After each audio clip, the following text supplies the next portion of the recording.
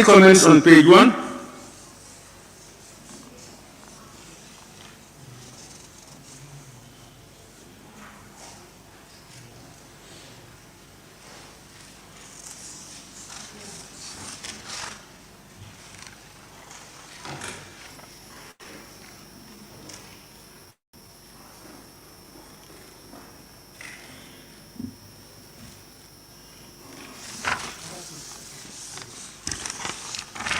We move to page 2.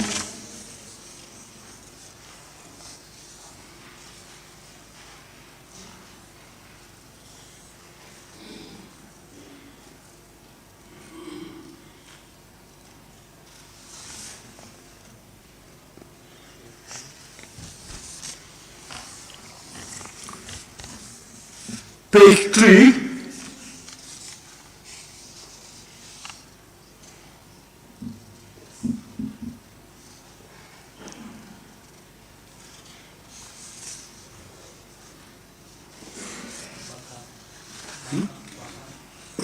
Honorable Member for Bakau.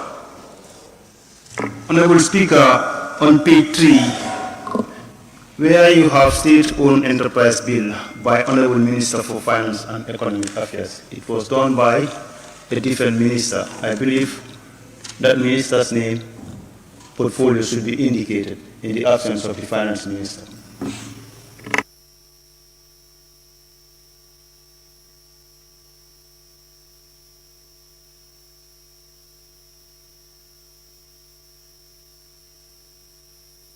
Yeah, I think it was captured as in the other paper.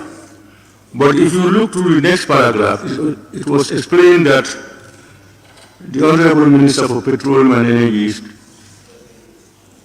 took over. Thank you. We now move to page 4.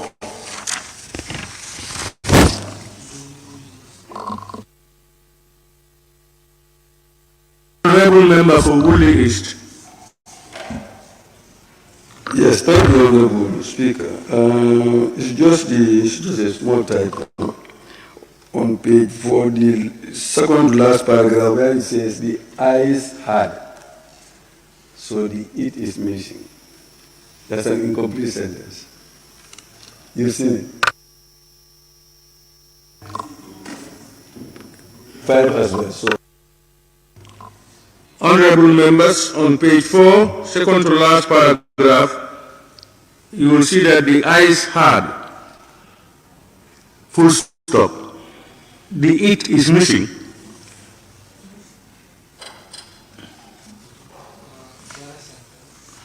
Member for Jara Central. Yeah, thank you very much, Speaker. I think he should further continue to say that wherever it appears, because it is also on page 5. Yeah, he said it. He said on page 5. Okay. Thank you. Thank you. Yeah, and let's note that I have not said it myself, but he said it. I was waiting for page 5, but wherever it occurs, especially if we move to page 5, we should all correct it. Upper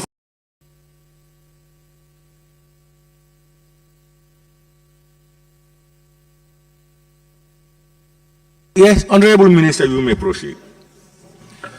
Thank you, Honorable Speaker. I beg to move, Honorable Speaker, that this August Assembly do consider to carry over the bill entitled the Criminal Procedure Bill 2020.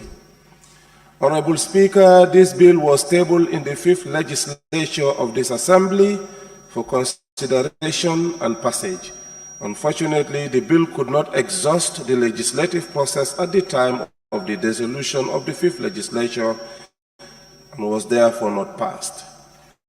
Honorable Speaker, this motion is brought to this August Assembly consistent with the Honorable Speaker's ruling on a particular point of order that, and I quote, all incomplete or unfinished government bills or other businesses of the 5th legislature may be reinstated or reintroduced in the successor assembly, which is the 6th legislature, subject to a motion by the person in charge.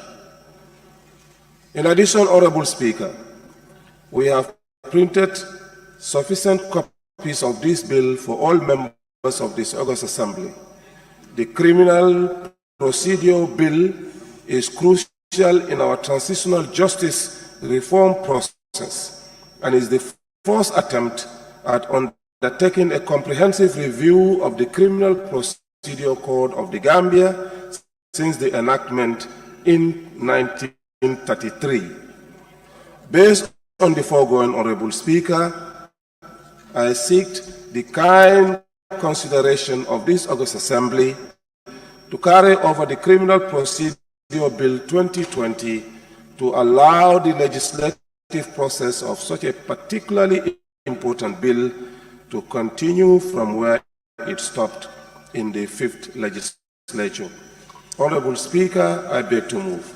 Thank you very much, Honorable Minister. Honorable members, any seconder to the motion?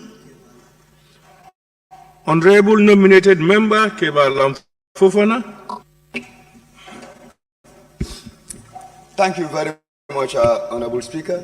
Honorable Speaker, I rise to second the motion. Thank you. Thank you very much. Honorable members, I now put the question. It has been moved and seconded that this Honorable Assembly do adopt the motion to carry over the bill entitled the Prevention and Prohibition of Torture Bill the criminal. It has been moved and seconded that this Honorable Assembly do adopt the motion to carry over the bill entitled the Criminal Procedure Bill 2020. Those in favor, please say aye. Those not in favor, say no. The ayes have it. The bill entitled the Criminal Procedure Bill 2020 will now continue from where it stopped in the 5th legislature. Clerk, can we proceed, please? Motion to carry over the bill entitled the Criminal Offences Bill 2020 by the Honourable Minister for Transport, Works and Infrastructure, stepping in for the Honourable Attorney General and Minister for Justice. Honourable Minister, you may take the floor. Thank you, Honorable Speaker. I beg to move, Honorable Speaker, that this August Assembly do consider to carry over the bill entitled Criminal Offences Bill 2020.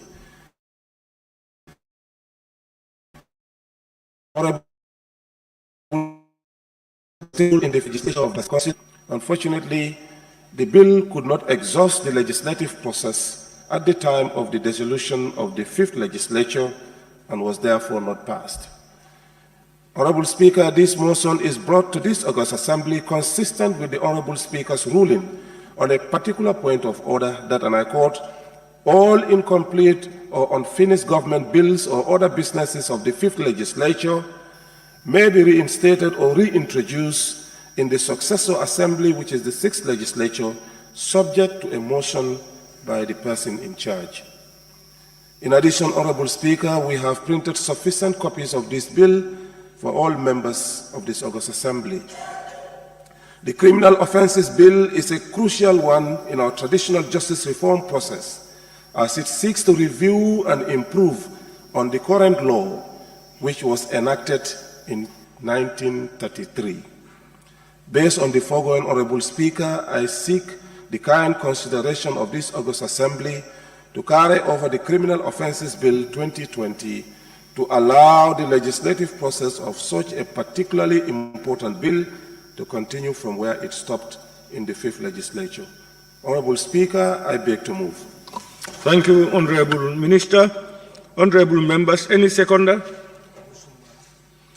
Honorable Member for Busumbala.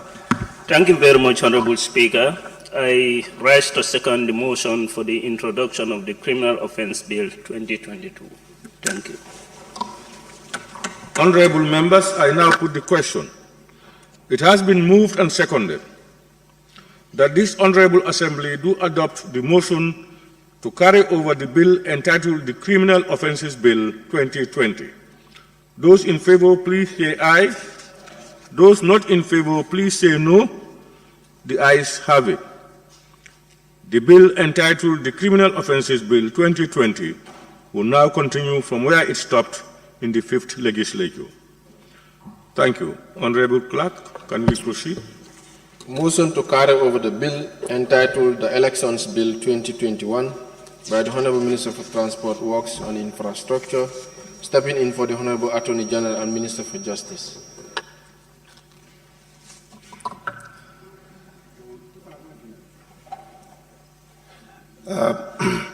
Thank you, Honorable Speaker. I beg to move that this August Assembly do consider to carry over the bill entitled the Elections Bill 2021. Honorable Speaker, this bill was tabled in the 5th legislature of this August Assembly for consideration and passage. Unfortunately, the bill could not exhaust the legislative process at the time of the resolution of the 5th legislature and was therefore not passed. Honorable Speaker, this motion is brought to this August Assembly consistent with the Honorable Speaker's ruling on a particular point of order that, and I quote, all incomplete or unfinished government bills or other businesses of the 5th legislature may be reinstated or reintroduced in the successor assembly, which is the 6th legislature, subject to a motion by the person in charge. In addition, Honorable Speaker, we have printed sufficient copies of this bill for all members of this August Assembly. The Elections Bill is crucial in our transitional justice reform process as it seeks to repeal the Elections Act Cap 301 and to enact a new Elections Act in line with the best practices to achieve the cardinal principles of a free and fair elections in the Gambia. Based on this foregoing, Honorable Speaker, I wish to seek the kind consideration of this August Assembly to carry over the Elections Bill 2021 to allow the legislative process of such a particularly important bill to continue from where it stopped in the 5th legislature. Honorable Speaker, I beg to move. Thank you, Honorable Minister. Honorable members, any seconder? Honorable Member for Lower Salum.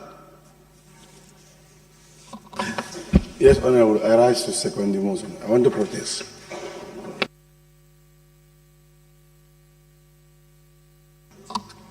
Thank you very much, Honorable Member for Lower Salum.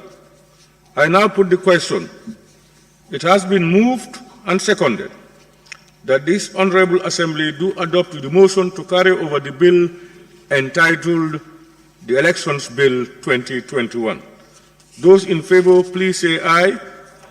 Those not in favor, please say no. The ayes have it.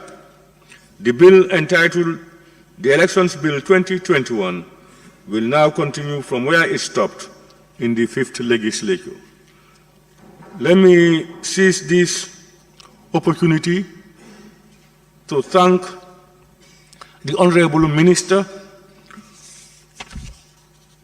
for Transport, Works and Infrastructure, who ably stepped in for the Honorable Attorney General and Minister of Justice. You've done justice to your motion, very eloquent, just like a professional lawyer. We thank you very much with your technical backup. Honorable members, we can now proceed. Clerk, can we proceed? Laying of papers and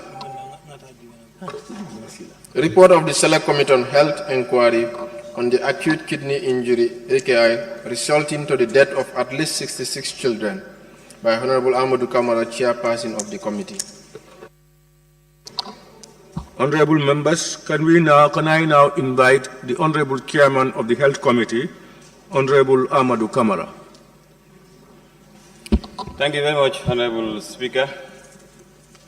Honorable Speaker, honorable members of this August Assembly, I rise to move that the report of the Select Committee, the report entitled Parliamentary Inquiry Report on the Acute Kidney Injury among Children, to be adopted by this August Assembly. Honorable Speaker, before going to the body of the report, I just wish to acknowledge as follows.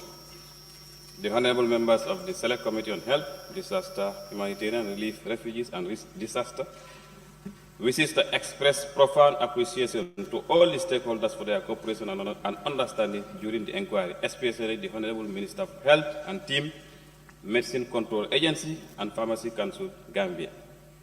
The Select Committee wishes to thank the August Assembly for the mandate given to us to conduct such an inquiry of this magnitude. The timely support and prompt facilitation of the Office of the Clerk and staff of the National Assembly Service is deeply acknowledged and commendable. Moving on, members of the Select Committee consist of the following: Honorable Ahmad Kamara, Chairperson; Honorable Maudulamin Biba, Vice Chairperson; Honorable Amik Koli, Member; Honorable Dauda Jeng, Member; Honorable Jipimbala, Member; Honorable Musa Baji, Member; Honorable Abdullah Sise, Member; Honorable Padembo Sane, Member; Honorable Bakari Kora, Member; and Honorable Umar Dabo, Member. The Select Committee was also privileged to have subject matter specialists in the person of Dr. Yahya Muhammad Bah and Mr. Alpha Jallo and Mrs. Aminata Elarungam. The support staff that guided the committee through this were Mrs. Sarata Bojang, Secretary; Maud Silla, Secretary; and Faruke Sisao, Research. Introduction and background. The National Assembly has general constitutional power to perform oversight of government operations and activities.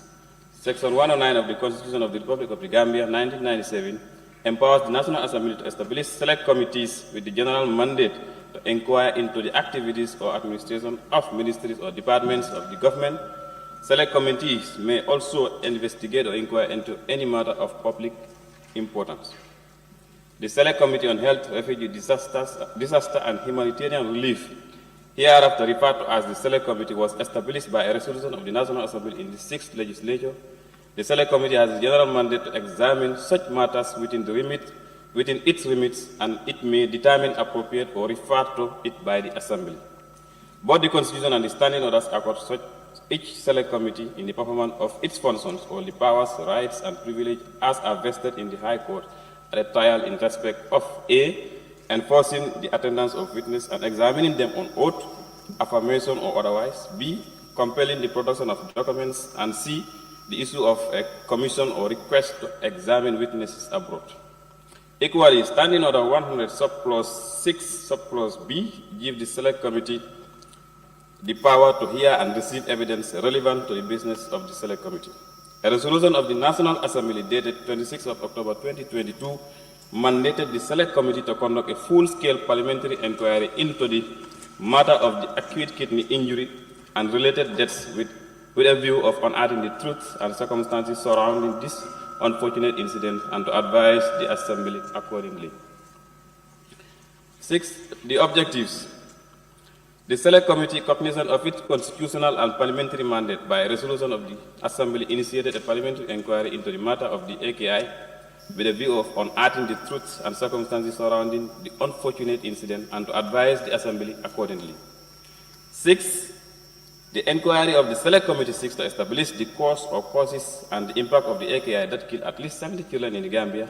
The inquiry establishes the root cause of the reported death of at least 70 children, the effects of the contaminated medical syrups linked to the death, the impact to access primary health care services on emergency cases, especially for children, the culpability of the suspected importer and pharmacy linked to the contaminated drugs, E, the impact that availability and access to medical drugs, especially for children, has on emergency health services, F, the effect of the prevailing legislation, the Pharmacy Council, Medicine Control Agency, and the pharmacies licensing medical regime of the country.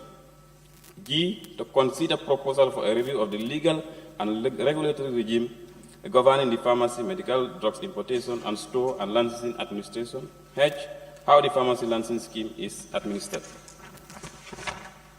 I, the effectiveness of the current measures being undertaken by the Ministry of Health to address the AKI cases and contaminated medical drugs. J, to draw on other international best practice and protocol, possible strategies, initiative, action that the Ministry of Health should consider addressing the administration and impact of medical importation, and K, any other related matter. The methodology we used as far as this inquiry was concerned, the Select Committee conducted the inquiry through the following methodology: internal committee meetings, public sessions with key ministries, departments, agencies, councils, and associations, and non-state stakeholders. And then, last but not least, we conducted site visits. The activities we conducted first were internal committee meetings. The Select Committee met and developed a work plan that guided the conduct of its work. It developed terms of reference that it used as a guide during the meetings with stakeholders. During the first meeting, the Select Committee identified the following stakeholders: A, Ministry of Health; B, Medicine Control Agency; C, Pharmacy Council Gambia; D, National Public Health Laboratory Services; E, Medical and Dental Council Gambia; F, Nursing and Midwife Council Gambia; G, Public and Environmental Health Council Gambia; H, Epidemiology and Disease Control Unit; I, National Public Health Laboratory Services; J, National Pharmaceutical Services; K, AKI Victims Association and Justice for 66 plus Children; I, Gambia Press Union; M, Parliamentary Reporters Association; N, Medical Consultants in Pediatrics; O, Pharmaceutical Importers Association and Pharmacy Society Gambia; P, West Africa Postgraduate College of Pharmacists. The Select Committee during this period had meetings and/or public sessions with officials from the Ministry of Health, departments and agencies, and non-state stakeholders.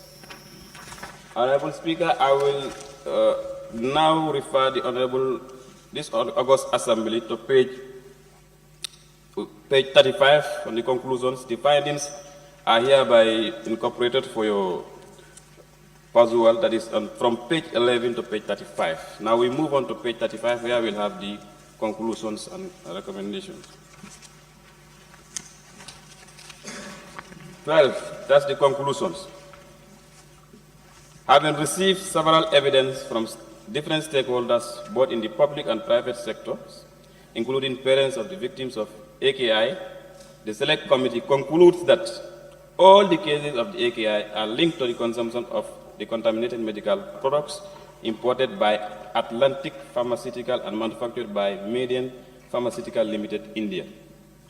The actual cause of the death of these children is still under scientific investigations, as causality tests are currently being undertaken by the Ministry of Health and partners. The Select Committee engagement with 24 of stakeholders has generated fundamental inadequacies in our entire healthcare delivery system. The findings are addressed in the recommendation of the Select Committee's report. The government of the Gambia, through the Ministry of Health, will review these recommendations and take all necessary measures to address the gaps and challenges within the health system. Findings reveal that all importers of pharmaceutical products, wholesale and retail, into the Gambia are following the Medicine Control Agency regulations, notwithstanding they encounter difficulties within the MCA operational shortcomings. The MCA is confronted with inadequate human and institutional resources. The Pharmacy Council Gambia, which is responsible for, and here I will move a further motion of amendment, instead of quality control, it should be registration of pharmacy practitioners, inspection of pharmacy premises, and overseeing related regulation, is faced with huge logistic and staffing constraints. This needs to be addressed to ensure that all residents in the Gambia have access to quality medicines. The Select Committee is convinced that Median Pharmaceutical Limited is culpable and should be held accountable for exporting the contaminated medicine that was linked to the death of at least 70 children in the Gambia in 2022. Lack of quality control laboratory in the Gambia, in the country rather, resulted in the delay of obtaining the test results linking the substandard syrups to the AKI. Recommendations. 161. Based on the findings of the Select Committee investigations on the issue of the AKI among children, the following recommendations are submitted for due consideration by this August Assembly. 1. There is urgent need for a functional national medicine quality control laboratory, that is NMQC lab. The Select Committee is reliably informed by the Ministry of Health that the World Bank is funding the construction of one modern quality control lab. The Select Committee therefore recommends the government through the Ministry of Health to intensify efforts to complete this task as quickly as possible, bearing that this is a requirement under Section 50 of the Medicines and Related Products Act 2014. The committee further recommends at this stage to establish the laboratory under the control of Medicine Control Agency, as it is the international best practice. A parallel or autonomous authority created now will generate conflicts of command with different priorities. Samples from MCA will be handled at the convenience of the lab or authority, which may result in delays. An independent national laboratory can be built in the future to support MCA with more advanced confirmatory tests. 2. The Select Committee stressed the need for an urgent establishment of a functional pharmacovigilance unit at the MCA, and hereby recommend for its immediate establishment in January 2023. Underreporting of adverse drug reaction is not unusual, but constant reminders and encouragement from the Ministry of Health and the MCA to both private and public sectors, including public, may improve the situation. 3. The Select Committee also recommends for the harmonization of pharmacy regulation with the West African region. MCA should involve our sister countries such as Nigeria and Ghana and others, and are encouraged to meet routinely for on-the-spot assessment. The committee also recommends that the government, through the Ministry of Higher Education, Research, Science and Technology, to establish a school of pharmacy at the University of the Gambia to train more pharmacists and strengthen regulatory and healthcare delivery institutions. 5. The Select Committee recommends for MCA to blacklist made-in pharmaceutical products and ban all their products in the Gambian market. 6. The government should pursue legal action against made-in pharmaceuticals for exporting contaminated drugs to the Gambia with the Atlantic brand name. Investigations have revealed that Atlantic Pharmacy in the Gambia had followed all regulations for importation of medicine, including the batch that had the contaminated syrups. 7. Government to strengthen MCA capacity with the needed financial aid, infrastructure, and human resource for more effective and efficient implementation of its regulatory function. 8. MCA to ensure compliance by both public and private sector to the regulatory requirements of the Medicine and Related Products Act 2014. 9. MCA to operate as an autonomous agency for effective and efficient regulation. 10. Government to strengthen the hospitals with required medical products, supplies for the effective and efficient management of patients. 11. Ministry of Health to revive the primary healthcare system for early detection of medical cases for more effective and efficient healthcare delivery. 12. MCA must increase background checks on companies from which pharmacies or importers buy medicine. In doing this, on-site visit to manufacturing drugs companies should be done by MCA before granting permit to any importer. 13. Pharmacies should be encouraged to buy jointly so that they have a higher buying power. This will ensure that they can purchase from the high-quality companies, and they could also get certificates of analysis for this product. 14. As a temporal measure, the Select Committee believes the idea of every pharmacy having a supervisor should be reconsidered, and more emphasis should be placed on quality at the point of purchase of the products. The processes, the proper flowing of the regulatory framework, we therefore recommend MCA to strengthen supervision at the ports of entry. 15. Because the cost of medicine in the Gambia is high, partly due to testing and importation payments levied on importers, MCA should consider a reduction in the cost of medicines for the public by collecting payments for registration or listing in dollars, and by also accepting payments for testing in local currency, that is the dollars.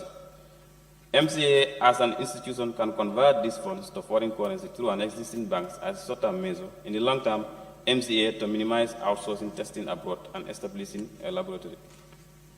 16. To ensure that all medicines brought into the country are registered or unlisted, MCA and Pharmacy Council Gambia staff should be attached to GRA offices in key entry points, that is airport, borders, and weekly markets, to monitor pharmaceutical products imported into the country. 17. For the Pharmacy Council Gambia to carry out its regulatory mandates effectively, it requires the establishment of a functional secretariat with an annual subvention to enhance its pre-qualifying registration, supervision, enforcement, and monitoring functions. 18. The Ministry of Health should continue with its existence and rigorous sensitization of the population in local languages in all the healthcare outlets about the risks of self-medication and the consumption of medicines in the unregulated market.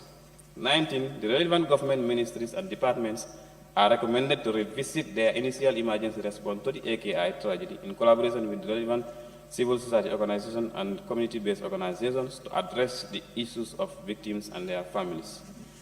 20, ensure that all medicines, and then here also I will move that we incorporate some amendments here, ensure that all medicines are registered or listed before importation into the Gambia. This will require the MCA to conduct site visits to inspect the manufacturing sites. Where site visits is not feasible, the MCA can liaise with Gambian embassies or High Commission at the exporting country to assign an agent for the site visit and submit a report accordingly. In the absence of a Gambian embassy or High Commission in the exporting country, that of another Commonwealth country shall be authorized to assign an agent. 21. For medicines from less stringent regulatory countries, the MCA shall assign WHO accredited laboratory to conduct pre-shipment inspection and quality control testing for each consignment and be further verified by MCA agents at ports of entry.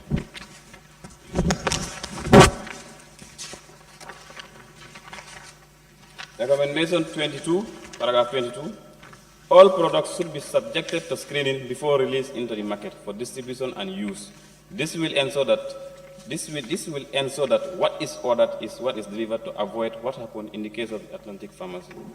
23. Revisit MCA SOPs for importation to ensure that those suspected to be substandard, falsified, and counterfeit items are quarantined for further investigation, including quality testing at the cost of the importer.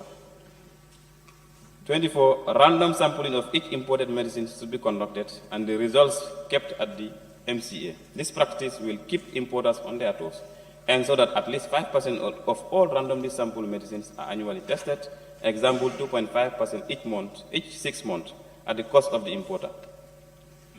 25. All premises, wholesale pharmacies, retail pharmacies, and drugstores shall maintain a real-time electronic database tracing all medicines from importer to user.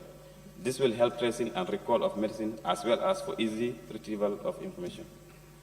And then here also recommendation 26, I will move for amendment, which will read as the government should provide compensations to the families of the deceased and surviving children. This should include free medical care for the surviving children with AKI until they obtain full care and recovery. Recommendation 27. Honorable, you're on 26. Yes, I'm on 27 now. No, you talked about recommendations. Yes. So you are changing 26 to the one you are reading now? Yes, I'm incorporating some amendments. Thank you. 26 will read as the government should provide compensation to the families of deceased and surviving children. This would include free medical care for surviving children with acute kidney injury until they obtain full care and recovery. 27, the Medicine and Related Products Act should be amended to give clear and direct powers to the MCA to regulate and impose sanctions on the sector without having to seek the approval of the Minister of Health. This is to prevent interference and ineffectiveness of the agency and its decisions. 28, similarly, the Pharmacy Council Act should be amended to give clear and direct powers to the Pharmacy Council of the Gambia to regulate and impose sanctions without having to seek the approval of the Minister of Health. 29, the Ministry of Health should become more vigilant and play an effective oversight over the MCA and Pharmacy Council Gambia to ensure that they are effectively executing their functions without interfering in their operations. Therefore, the Select Committee recommends for the government through the Ministry of Health to speed up reviewing of the laws and regulations governing pharmacy and drug regime in the Gambia and table it before the National Assembly for adoption. Thank you very much. I beg to move. Any seconder? Member for Opanyomi? Honorable Speaker, thank you very much for giving me the opportunity, and I definitely rise to second the motion. Honorable Speaker, I think this is a very important parliamentary inquiry that's been carried out by the Select Committee on Health. And just to add on what my chairman said, because this is our own work, so I don't have much to say. But like when you go through the act of the MCA, you find out the section 57, where you have the governing council. You know, the Director of Health Services is not part of this governing council. And the Director of Health Services is responsible of all health-related matters from Katon to Kwena in this country. Therefore, we are recommending for them to bring the act for that most amendment to be made. Thank you very much for giving me the opportunity. Thank you. Thank you, Honorable Member for Opanyomi, for seconding the motion. It has been moved and seconded that this Honorable Assembly do consider the report of the Select Committee on Health Inquiry into the acute kidney injury, AKI, resulting to the death of at least 66 children. Those in favor, please say aye. Those not in favor, please say no. The ayes have it. Any honorable member who wishes to take part in the debate may do so now by show of constituency tag. I now recognize the member for Kiang West to take the floor.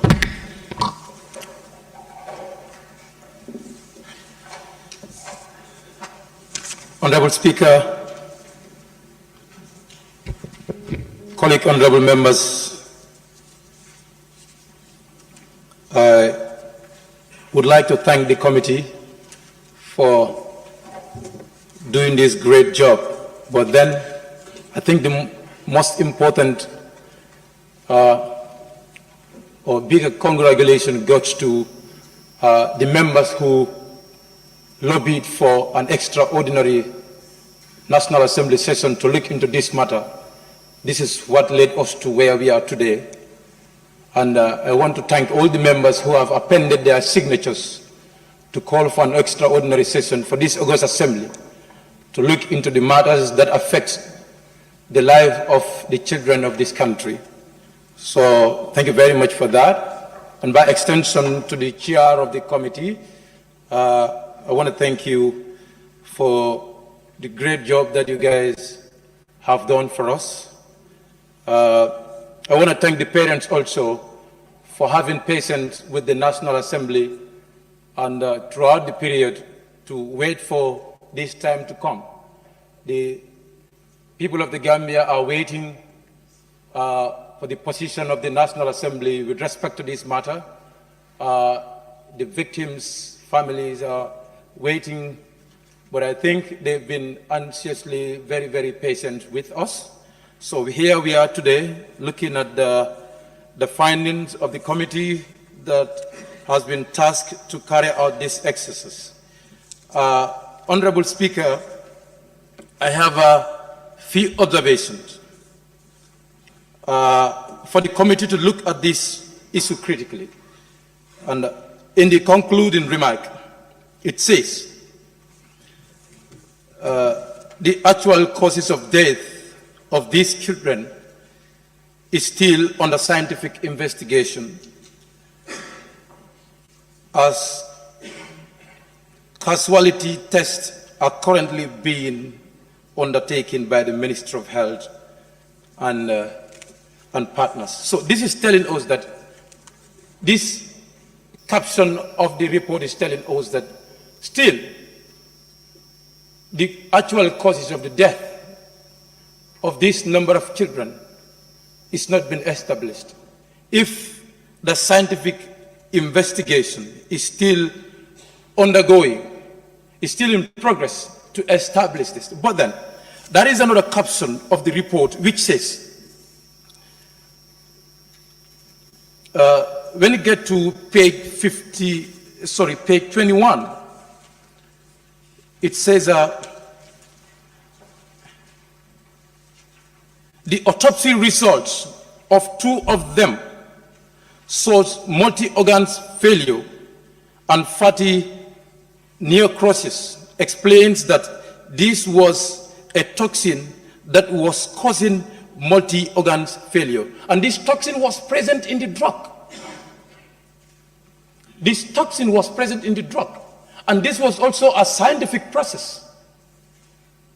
So if the other part of the reports are telling us that the investigations are still in progress, but the other part is telling us that there is a toxic, and the toxic that is present in the drug that causes the death of the children. So I want us to have a look at these two to ensure consistency.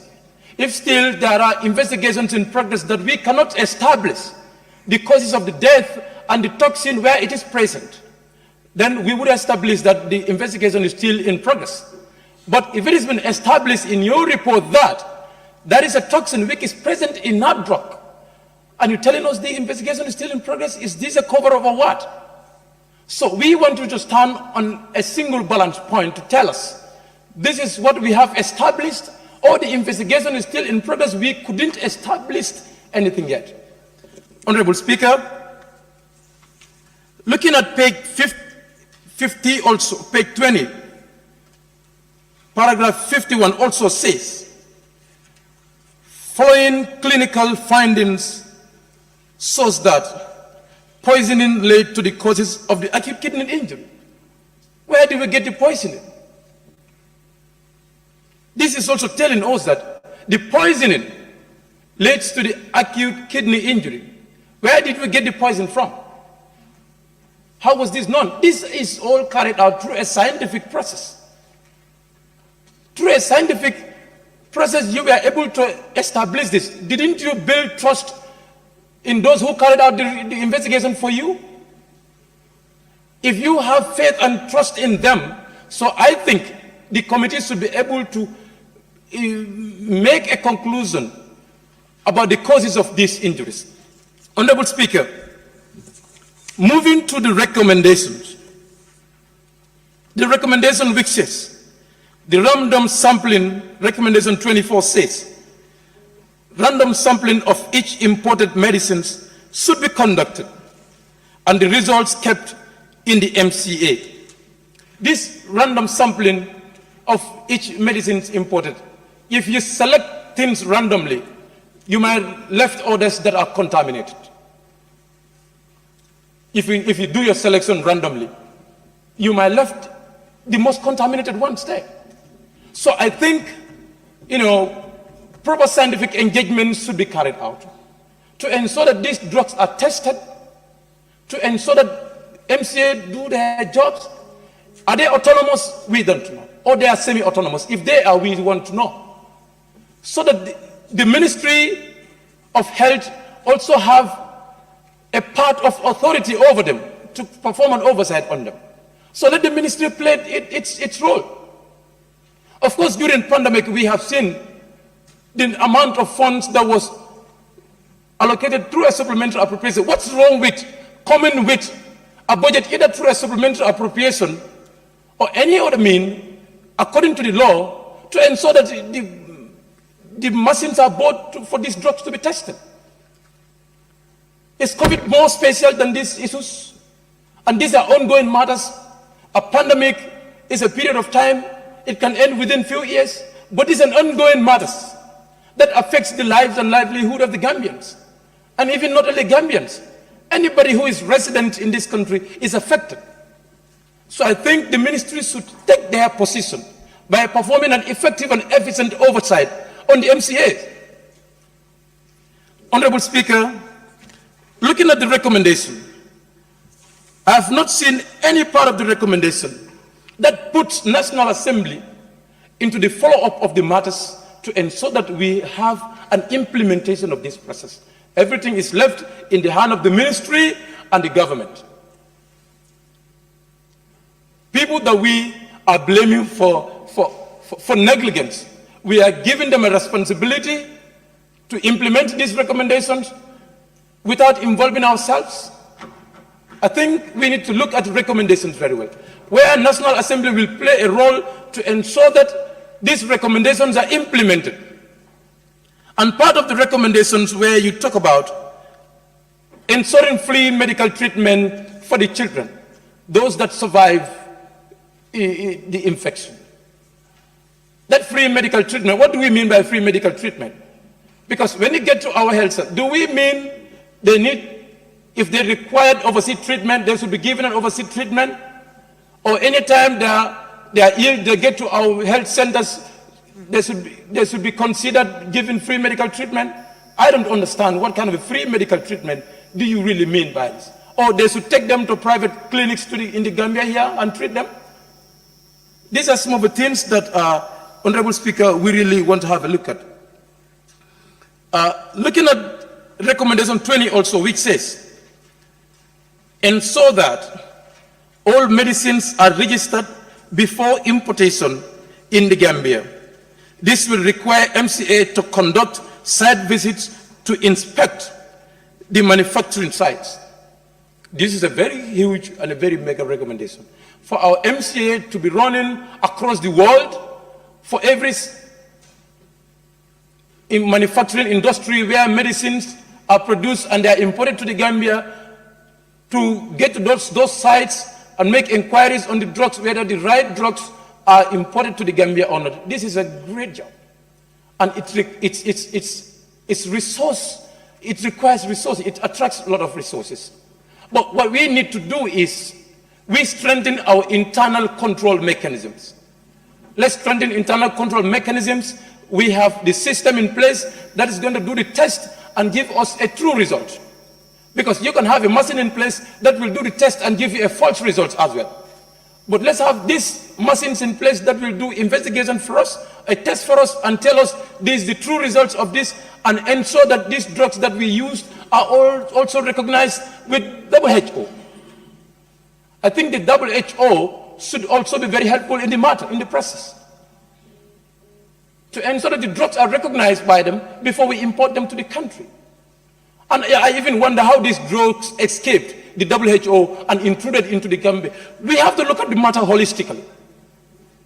How the drugs escaped all those stages and intruded into the Gambia until it went on killing all these children. The matter should be looked at holistically. For them to also give us a report. Has the medicines gone to other parts of the world? Why was Gambia very special? If it does, what is the position of WHO as far as this matter is concerned? And lastly, what I want to talk about is that the recommendation that talks about the government taking legal procedures with the company that manufactured, these products. This is a very vague, recommendation, and it's a very long process. The government should when should they take a legal process, and what kind of a legal process should we take? So I think we should look at the issues and be very specific and be direct to the point to ensure that the government is put to task. The Minister of Health is put to task. The MCA is put to task to ensure that they carry out with recommendations as they're supposed to do it. Legal processes they're supposed to do. When should they do this? Should they wait until 2025? And how should they do this? So I think these things need to be looked at very well. You've also talked about the construction of one of the units in the Ministry of Health that we carry out some tests. Yes, it says, recommendation 2. The Select Committee stressed the needs for an urgent establishment of a functional, can somebody pronounce this for me? Pharmacovigilance. All right, that's very scientific, whatever. Unit at the MCA, and hereby recommends for its immediate establishment in January 2023. January 2023, in 3 weeks' time.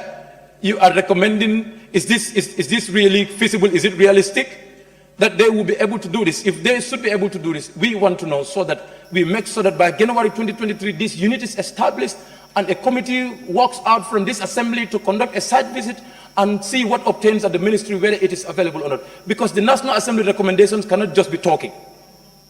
Honorable Speaker, I submit and I beg to take my seat. Thank you very much.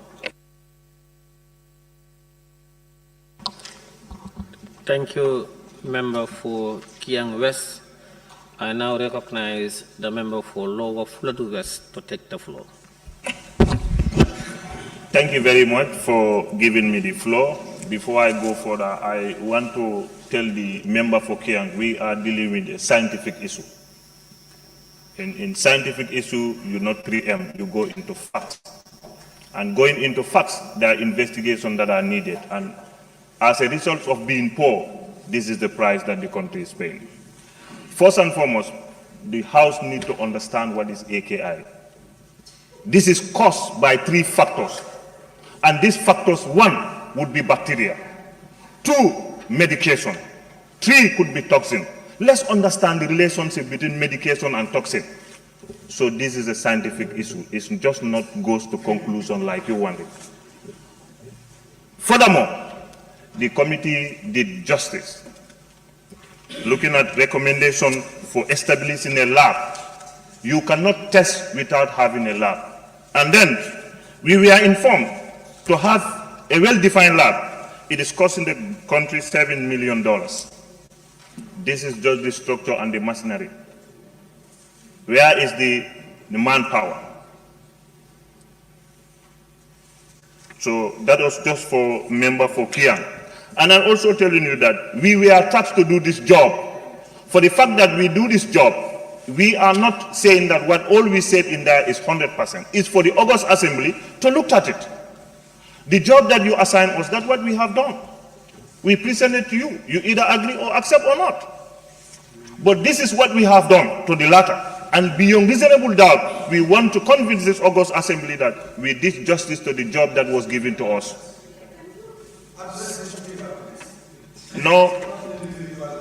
No, this matter I'm talking to the Kiang West. We are not doing for lectures. This is why we are tasked to do a job. Address the speaker.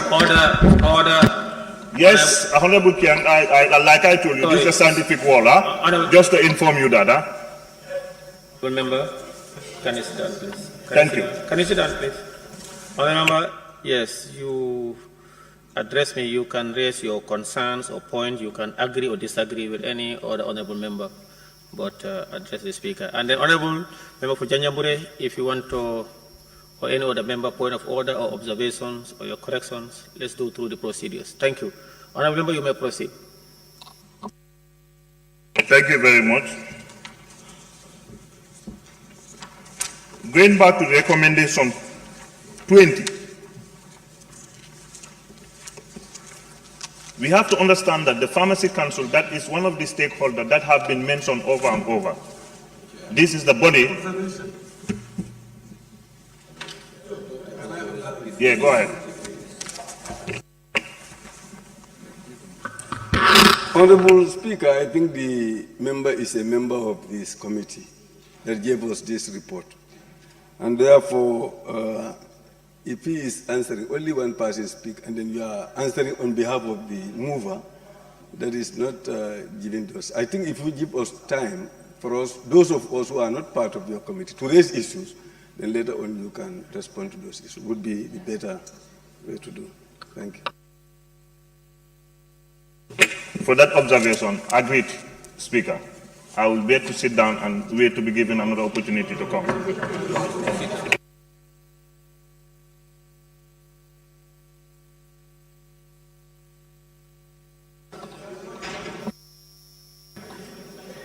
I now give the floor to the member for Busumbala. Thank you very much, Honorable Speaker, for giving me the floor. Honorable Speaker, having heard from the mover of the motion in respect to this AKI disaster, I really find it difficult to understand their standpoint. Looking at their recommendation and that of the conclusion. Honorable Speaker,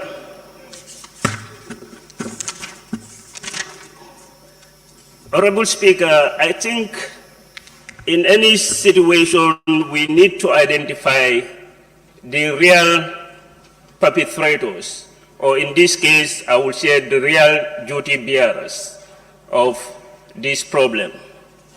Honorable Speaker, primarily the government of the Gambia is one of the duty bearers in this issue, and also the Minister of Health, the MCA, and that of the Atlantic pharmacies. But going by the recommendation of the committee, there is no points that indicates that the following duty bearers could be culpable of what had happened. All what I have seen in the report is that the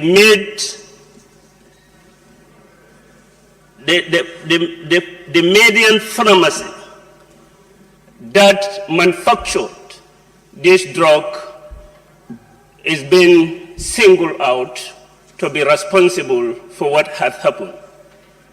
Honorable Speaker, I don't think we are fair. Holistically, we should look at the players, the actors in this respect.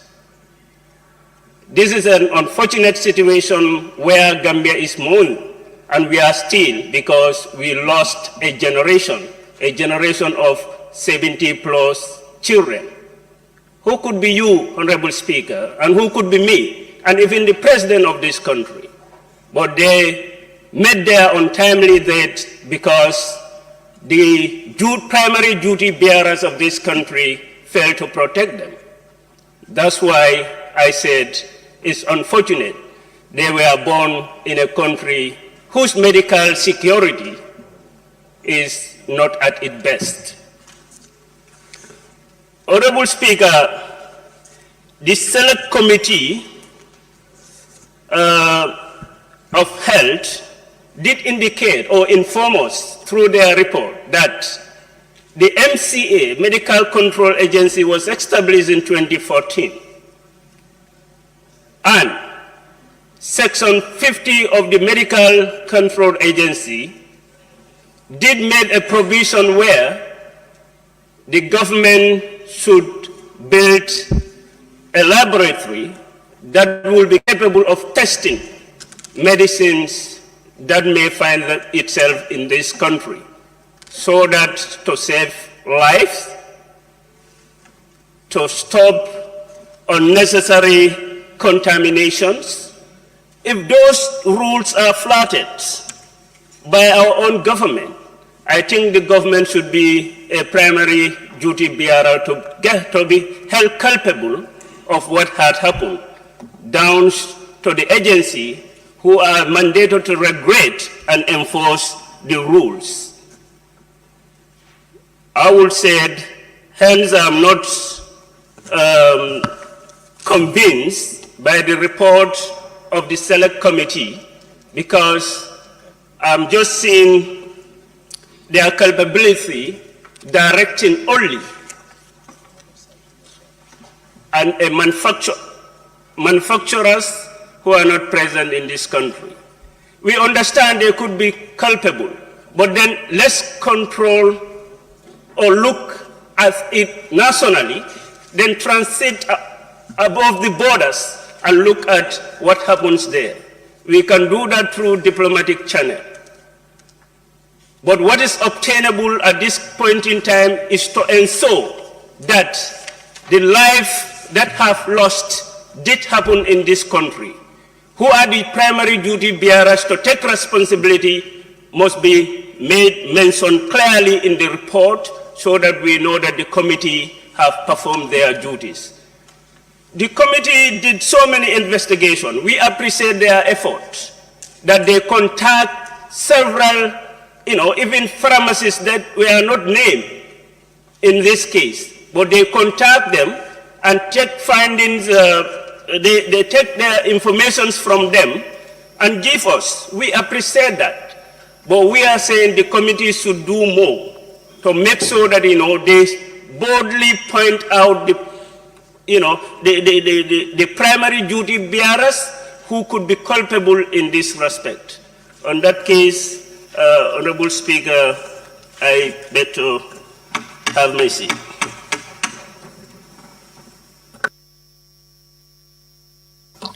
Thank you, member for Busumbala. I now recognize the member for Fonyi Councillor. Thank you very much, Speaker. I thank the Select Committee for the tremendous effort in this crucial moment. As we all know, this is a national disaster, and it's a concern to the Gambian populate from Karton to Koina. In regard to the report that's been laid by the chairman, we thank all his members for a tireless effort. It's never easy, and we believe this is the only way that we can achieve. And secondly also, I will also thank the initiators who had put their house in order and summoned an extraordinary. This is laudable, and this is a national call. I believe, with due respect, commendation needs to be done to those people, and we are here for the service of the nation. And I pray to Allah subhanahu wa ta'ala, success begins in difficulty. Sooner or later we will arrive at the land of designation. Honorable Speaker, as per the oversight spot checks visit, I know whether it's a typographical error, you know, Atlantic Pharmacy is not part of the list given, though if you go to details of the report, you will see it mentioned. I also indulge the chairman to factor it and also include it in the bullet points that are being shown, the checks, visit, pharmacies, and importers. Honorable Speaker, for me, I am going to conclude this. And these are facts. And we believe we are not here to be standing saying stories or defending the defenseless. Facts are very clear. And it's at the open for all of us to see that you have an act, a law is in place. Section 50 of Medicine Control Act has emphasized nothing can be done without a particular machine. For years of establishment, it has never happened. So who do we lay the blame to? An agency is available. So it means, as a country, we are not even safe. Drugs can enter, wherever it is from. No machine that would be able to do its scientific tests. So this is something that we think is an urgent matter, and it's as urgent as not even a week. All resources should be in place to make sure this is amicably restored to order. Without which, we will be hearing World Bank, World Bank, World Bank. What can the country do for us without World Bank? So he's saying the World Bank has a discussion with the government. They are in line to make sure X, Y, Z is done.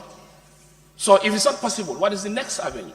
So the committee per se had limited idea onto which, when do we have this scientific laboratory operational? We have medicine in stock, pharmacies, you go to certain area, you don't even have drugs. Go to health centers, hospitals, drugs are not available.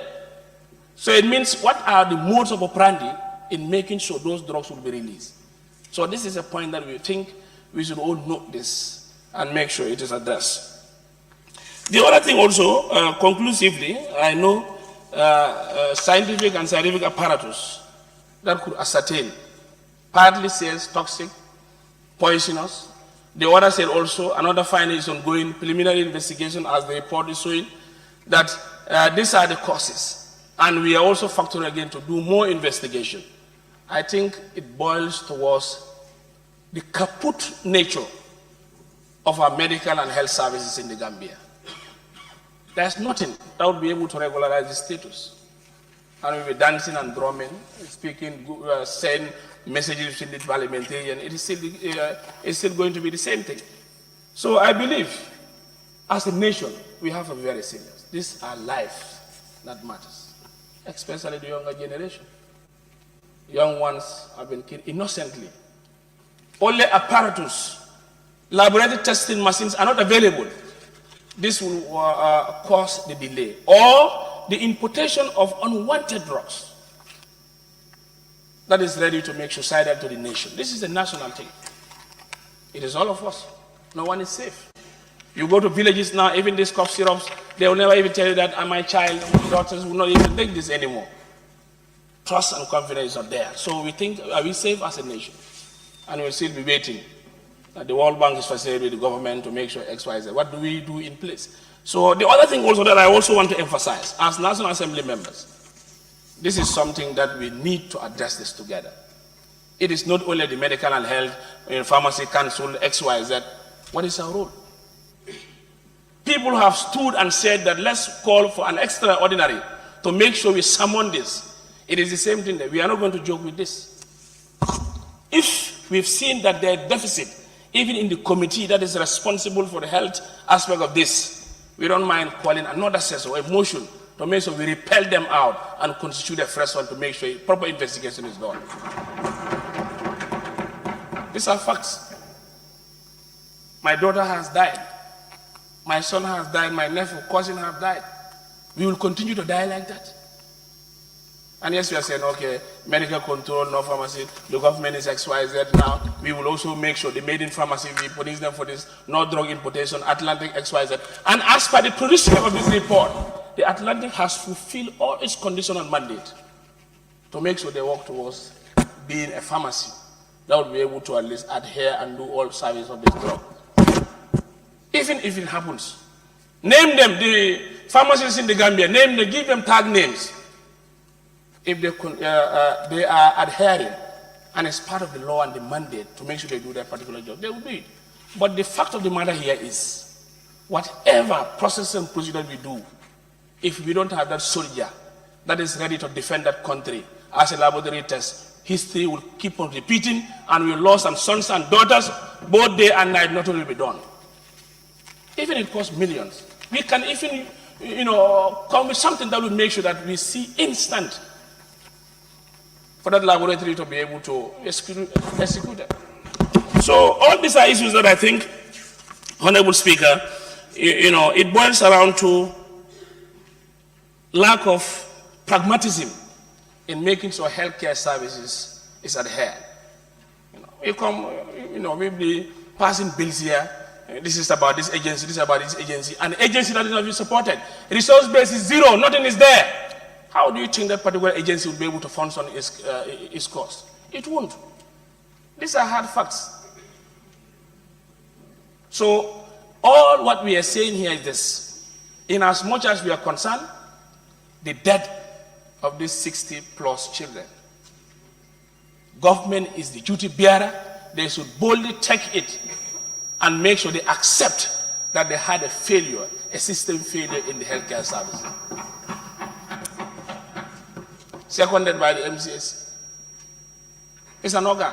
You outsource, mandate. Whatever is done is, somebody is controlling the movement of that particular agency. And the reason being that is to make sure the productivity and also whatever we think as a healthcare system, as a government, and the people who are working in those health sectors, I believe it is high time we put our house in order. Though the committee has did extremely well, came out to do certain search that they think is in line. But we are saying that most of these recommendations, what we should agree here is, before we leave this August Assembly, all of us, irrespective of wherever you belong to, all of us today is the making day, that we should agree that this report, we are not even going to address it. We will leave a deaf ear in it. If that particular pharmacist, the laboratory is not instituted forthwith within 2 weeks, we will be held responsible as a country. On that note, I thank you and I give you blessing.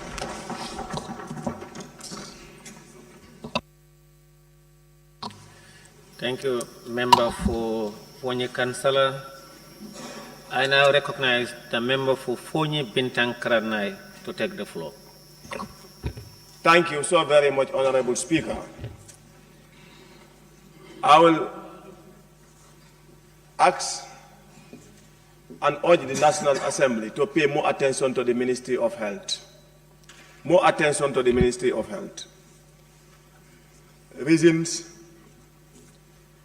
One, the recommendation given to us by our own committee is a recommendation that is known to us. Investigation has revealed that pharmacy in the Gambia had followed all the regulation for importation of medicine, including the batch that had the contaminated smoke. They followed all the procedures. They followed all. Where is the problem? Where does the problem lies? Recommendation 7, the government should strengthening MCA. Should we tell the government to strengthen that? Recommendation 9, MCA to operate as an autonomous agency for effective and efficient regulation. If they do not operate as an autonomous, who is responsible? Why do you want them to operate as autonomous? Yes, they should be autonomous. In performing their function, who was interfering? Recommendation 11, the Ministry of Health to revive the primary health care system for early detection of medical. Should we tell the government this?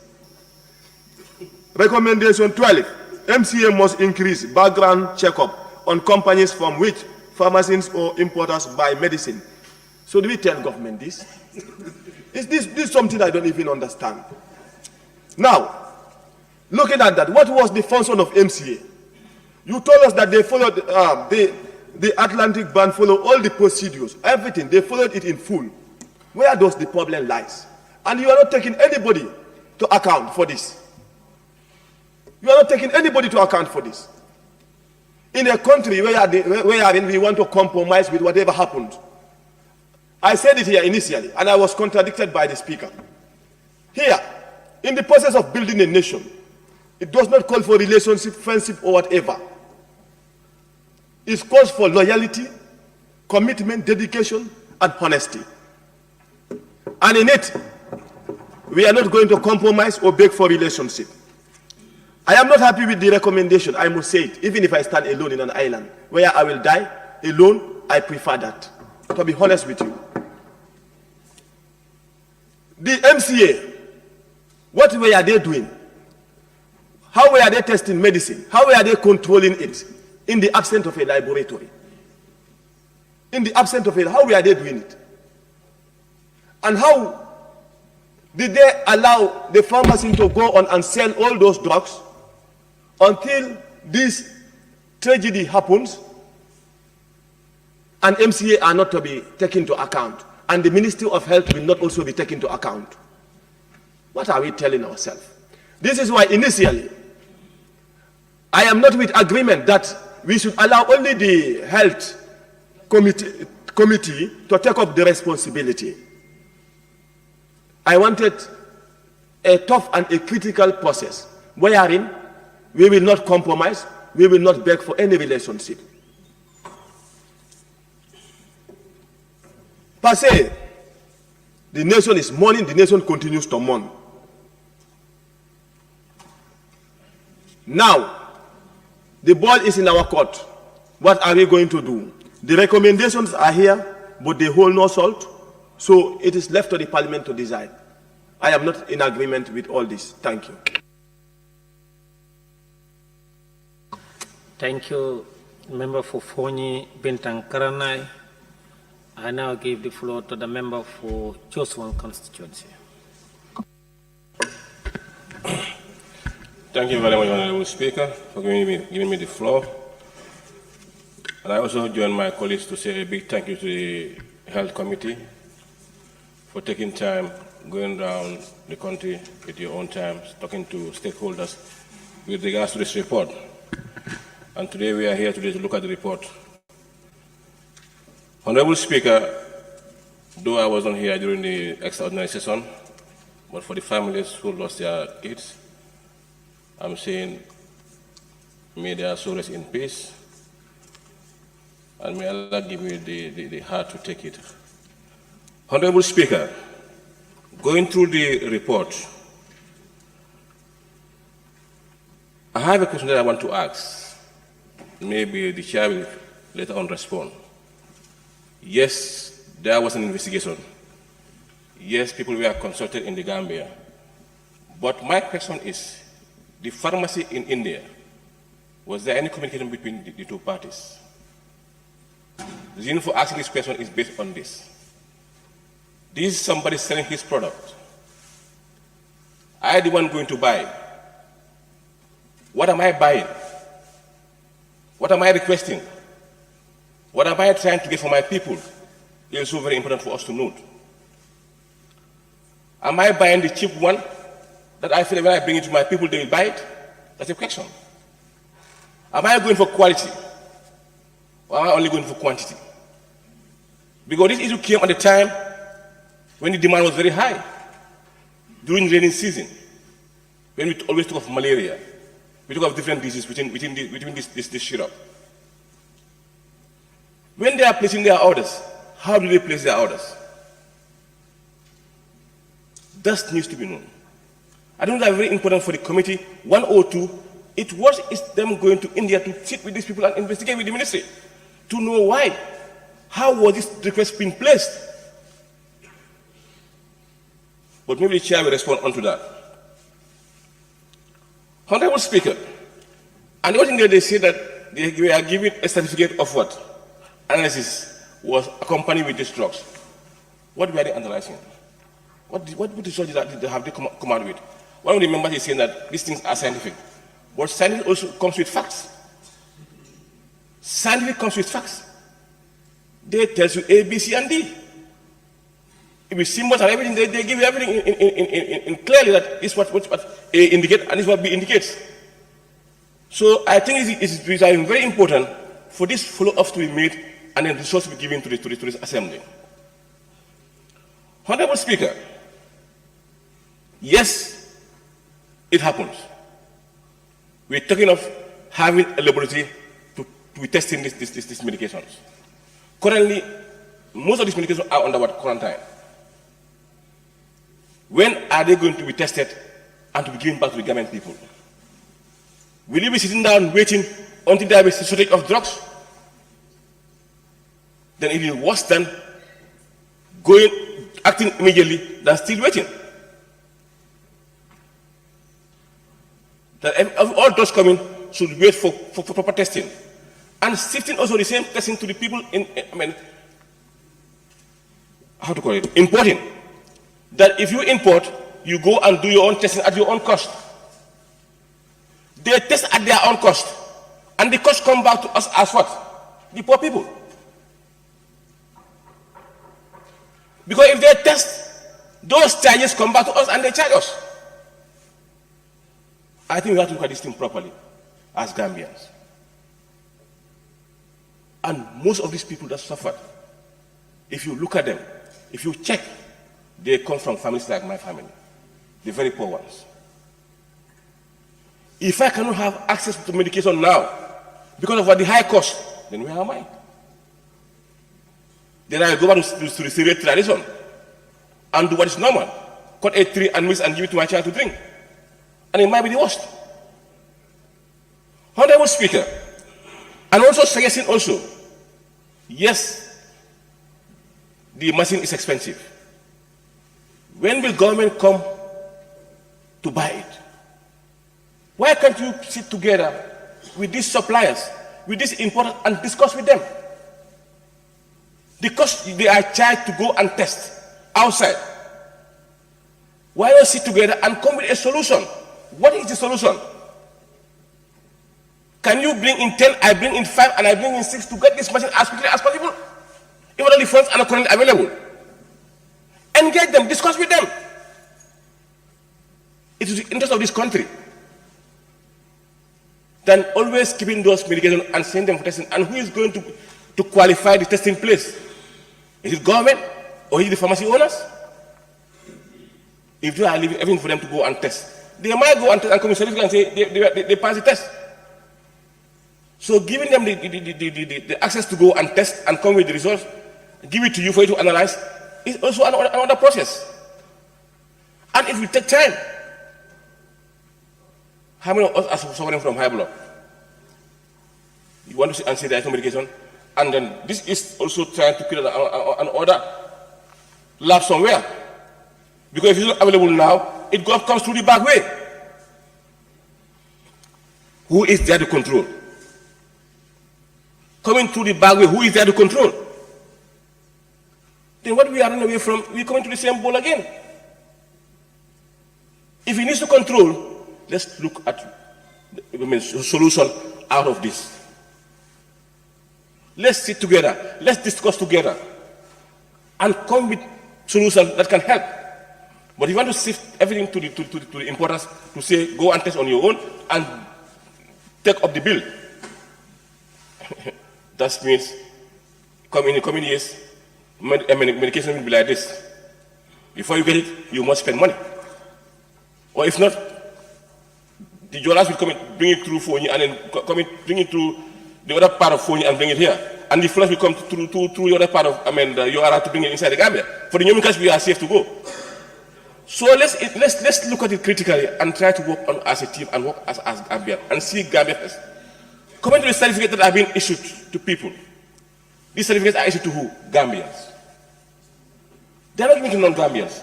They are given to Gambians, our brothers, our sisters, our parents. Why are they given to Gambians? Because the only person qualified to hold those certificates should be Gambians. So if they are to be given to Gambians, I think we have to be very honest to ourselves and do what is right. Let's try to do what is right. You are given this certificate to import, but you are not given this certificate to give it to a third party to import for you. Let's stop defending. Let's do what is right. Gambia belongs to us. We are the one who can build Gambia, but cannot be built by anybody. Let's change our attitudes towards what we are doing.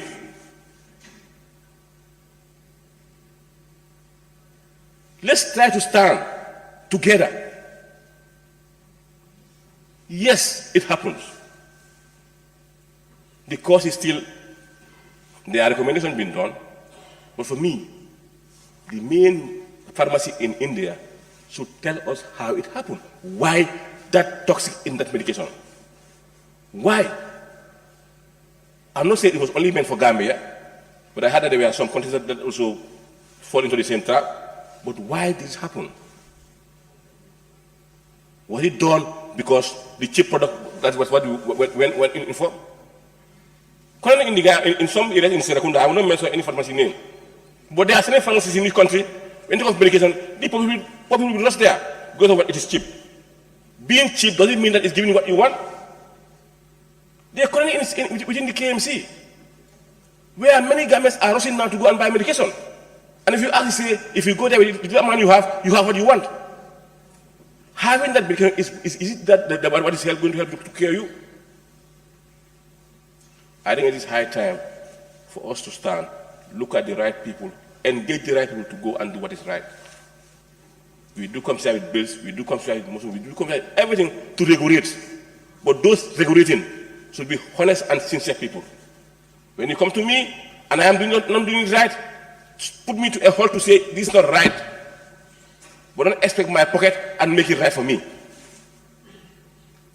That won't help. And it's about medicine. It's about life. Honorable Chair and your committee, keep up the job, but continue the research. It should not stop here. And look at this proposal. If possible, if at all it's not available now, engage these pharmacy owners. If they have the money available, join hands with them. You go and buy and then start deducting from their license. Their early contribution. That can help. Honorable, I address my case. Thank you. Thank you very much, Member for Josuang. At this stage, you saw me conferring with table office because I noticed that the minister is not around and the permanent secretary, so I asked him to inquire with the Director of Health Services following my direction that all stakeholders attend on our last Thursday's meetings. And I was made to understand the minister and the PA's travel. Then I asked him to, because it was my understanding that they have two permanent secretaries. Why the other one is not here, or DPS? So he said the other one is sick, but the two deputy permanent secretaries, they are here, and the leadership of the Pharmaceutical Council as well as the MCA. So because they must come and listen to what members' concerns and issues as I instructed last Thursday. That was the confinement I was doing. Thank you, Member for Johnson. That is for the information of the honorable members. Now I give the floor to the member for Brikama South.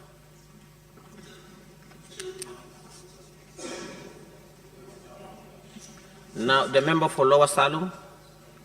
Thank you, Honorable Speaker. I began to say, Inna lillahi wa inna ilayhi raji'un. Initially, when this was happening, I was not here, I was away. For that being the case, I also raised my heart failure to the dead families. Honorable Speaker, I also want to restart my name. The reason why I don't append my signature on the extraordinary. I was the first person to suggest this by the member for Upper Nyomi. He said no to that initially. But later on, there was a campaign that was done by the minority leader, which I salute you, that you have taken a good responsibility of your leadership, because it's affecting things within the perimeter of the Gambian people. The reason why I don't append my signature, I was not here. But if I thought I was here, I would be the first person to append my signature on the list. Again, I called the table office, Halifambai. He said it's already passed to the speaker's decks, so I couldn't append my signature. But that being the case, I'm with minority leader and his camp, and whoever is in the support of this extraordinary session, I am in full time with you. Thank you, Honorable Speaker. Honorable Speaker, I also must register my the failure of the ministry first thing. Now, if something is happening, we have to address it sincerely. The member for Flood West, you are not here to silence anybody. Because telling me 70 million is expensive.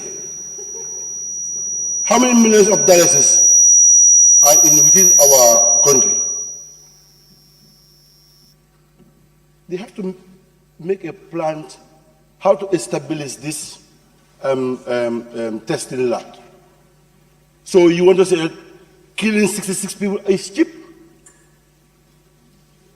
Going for how to call it, a lab is expensive? Then why are we here then? We have to be very sincere on what we are saying.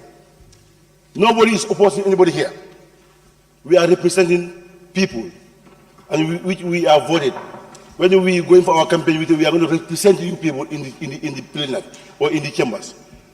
So nobody is here to silence anybody. If it's not right, we will say it's not right. What is wrong, we will say it's wrong. What is good, we will say it's good. I am putting to the member of Flood West. You saying 70 million is expensive. I'm said no. Are we bold enough to do it or not? Or are we ready to do it? If we are ready, we will do it. I put it to him, he is not ready. This is why he said it's expensive. And we are ready to fund that lab to be established. How many Gambians are dying? These 66, as members say, they can be presidents, they can be ministers. Only a minister traveling to a foreign country going for loan and grants, we approved $80 million project for agriculture. And that project failed. That is root projects. There are grants and loans. Why not this lab, which is $70 million? Are we ready for it? 7 million. 7 million. Are we ready for it? We are not ready for it. So the member cannot silence anybody here. Honorable Speaker, the failure of the ministry, that should be fundamental right for establishing a lab component. Since 1965, up to date, how many ministries has gone and are appointed and left? But none of these people come with any resolutions or any idea that to the National Assembly, let's build this thing for our people. I have not seen any budget line whereby there will be a lab in the Gambia for a budgetary lab. For since 1965 up to date, I have not seen it. I have not said it's not happening, but I have not seen it. From 2017 to date. That should be primary number one for the ministry.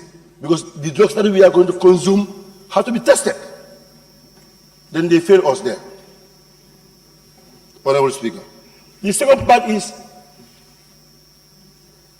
if anybody is here to tell me and bring justification, there's no Gambian who is in India that established a pharmacy. But they come here and establish pharmacies, and we leave them. We leave at ease. That is the failure of the ministries and the MCA.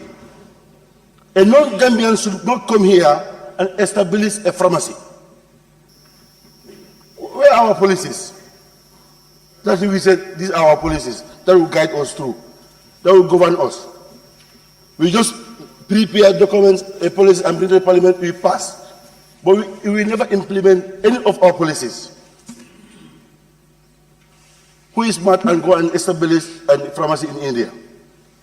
And if they come here with that small loan, they go for pharmacies, and which are established throughout our four corners of our countries.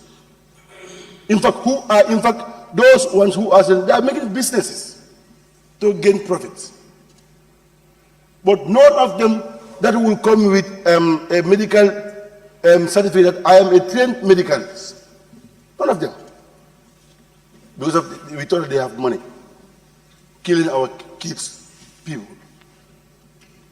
because they know that here is a dumping place.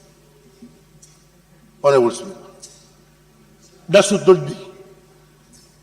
If something is happening, let's all join together and make a solution to it. If these things happen, it's not there to whether you are an APRC or UDP or NPP or NRP. When it comes, it kills everybody. So when it comes, we have to join our hands together and protect our people. Because they said the committee have made it, of course, you make a justice to your report because you are not scientists. You could have come to the parliament again, you said you tasked us to do something. Because we are not scientists, this is why we can bring an evidence that is the cause of those 66 kids. And now you said it's a scientific investigation going on still now. Which companies are doing it? Tell us which partners and the ministers who are doing it. I'm saying I cannot consume this report. They are not scientists, and we tax them to bring us an evidence what kills these 66. And the same report comes back again. They are still in scientific investigations. Then you don't do justice to us then. Come back and say, we cannot find what kills these 66 people because we are not scientists. Then we allow the scientists to do their job. But you can't come with your recommendations. What MAC can your money, I will not say. Because you are taxed to do a job.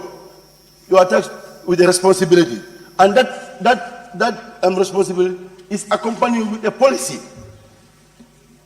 So if you can't do it, I will not say you to do it, because all they are recommending is that. We want to know what kills our people. And those who license givers will be charged for responsibility of killing our people. Because there's no, in the report, what is cause of the death of these 66 or 70 people, kids. Not on the report, that shows it. Because they are not scientists. Then we allow the due process to go with the scientists. I think, Honorable Speaker, what is making us not to develop as a country? We have to put things that are not in reality. We focus on developing our own country. If somebody make a mistake, if these are other part of countries, they will sue them, and they're going to hold them accountable. So there's no in the report, nowhere where I saw in the report what is the cause of the death of these 66, and which they are taxed to do. But the only report that we have to regulate their policies and nangam. No, we are not on that. They know what to do. And in fact, it's our own Gambian people who were given this license to operate. And now they are not operating. They will give this license to other foreigners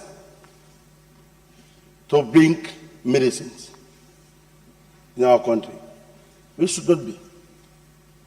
We had to, as a Gambia, we had to work together and see the process for our people. Because the only dead ones is the farmers. Non-ministers' kids was dead, neither a permanent secretary or honorable members. No, none of them. Because I was one opportunity to witness the chairman of the victim and the victim association. I nearly cried.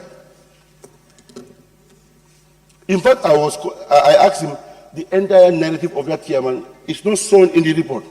He said they cannot put it there all. Because that man attests reality. If somebody is speaking the reality, you will know, it says it from him. The body language, you will know it.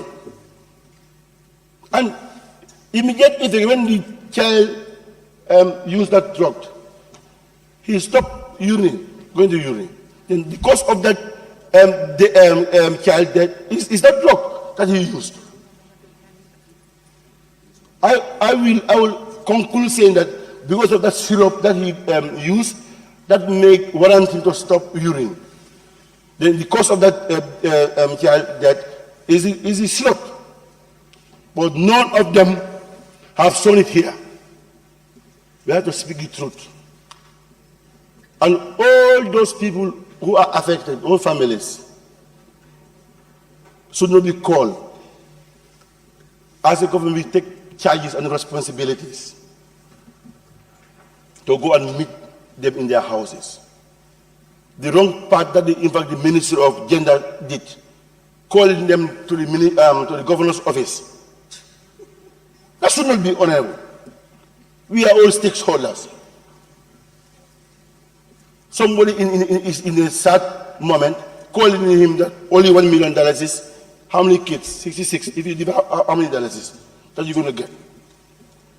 Whilst prior to those deaths of kids, their parents was taking care, going for labs, paying labs fees. It's more than what your ministry gives. In fact, why in fact the ministry first place, in fact, going with $1 million is? Because already the matter is on investigation. Why? First place, why? In fact, why? I'm saying no to that. The ministry, what they did, I said no. If you're going to pay condolence to breast families, go to their homes. They will feel that you, person coming to me, you feel what I feel. But calling them to, using your executive powers, call them at the Minister of the Government Office, giving those small tokens, $15,000. What is $15,000? You don't even establish the facts yet. You as a minister going with $1 million. I am said no to that. We will speak the truth. Whoever is you call it, anybody that you want to read this matter, that's is against this report. Honorable, please don't respond to them. Please. I don't respond to anybody. Sorry, Honorable, please just proceed on your contribution. Please. No, I'm making my contribution because I'm stressed, Honorable Speaker. Because, Honorable Speaker, if we want to build these people trust us. This is why we are here. Not because that we are paid in our coffers, not that we are charged with a responsibility. And in the day of judgment, God will account each of us what you have said in the parliament.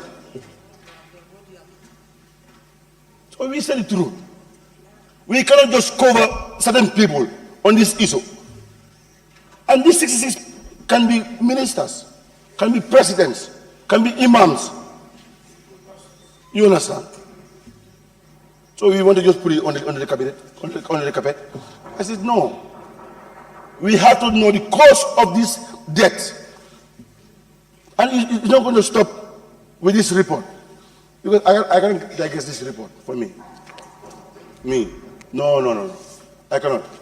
Because if I thought I was a family who lost my kids, today I will be very mad. It's pain to lose your kid. And for them being a loved one. Because the day that the president was narrating, I nearly cried. Because it's a loved child.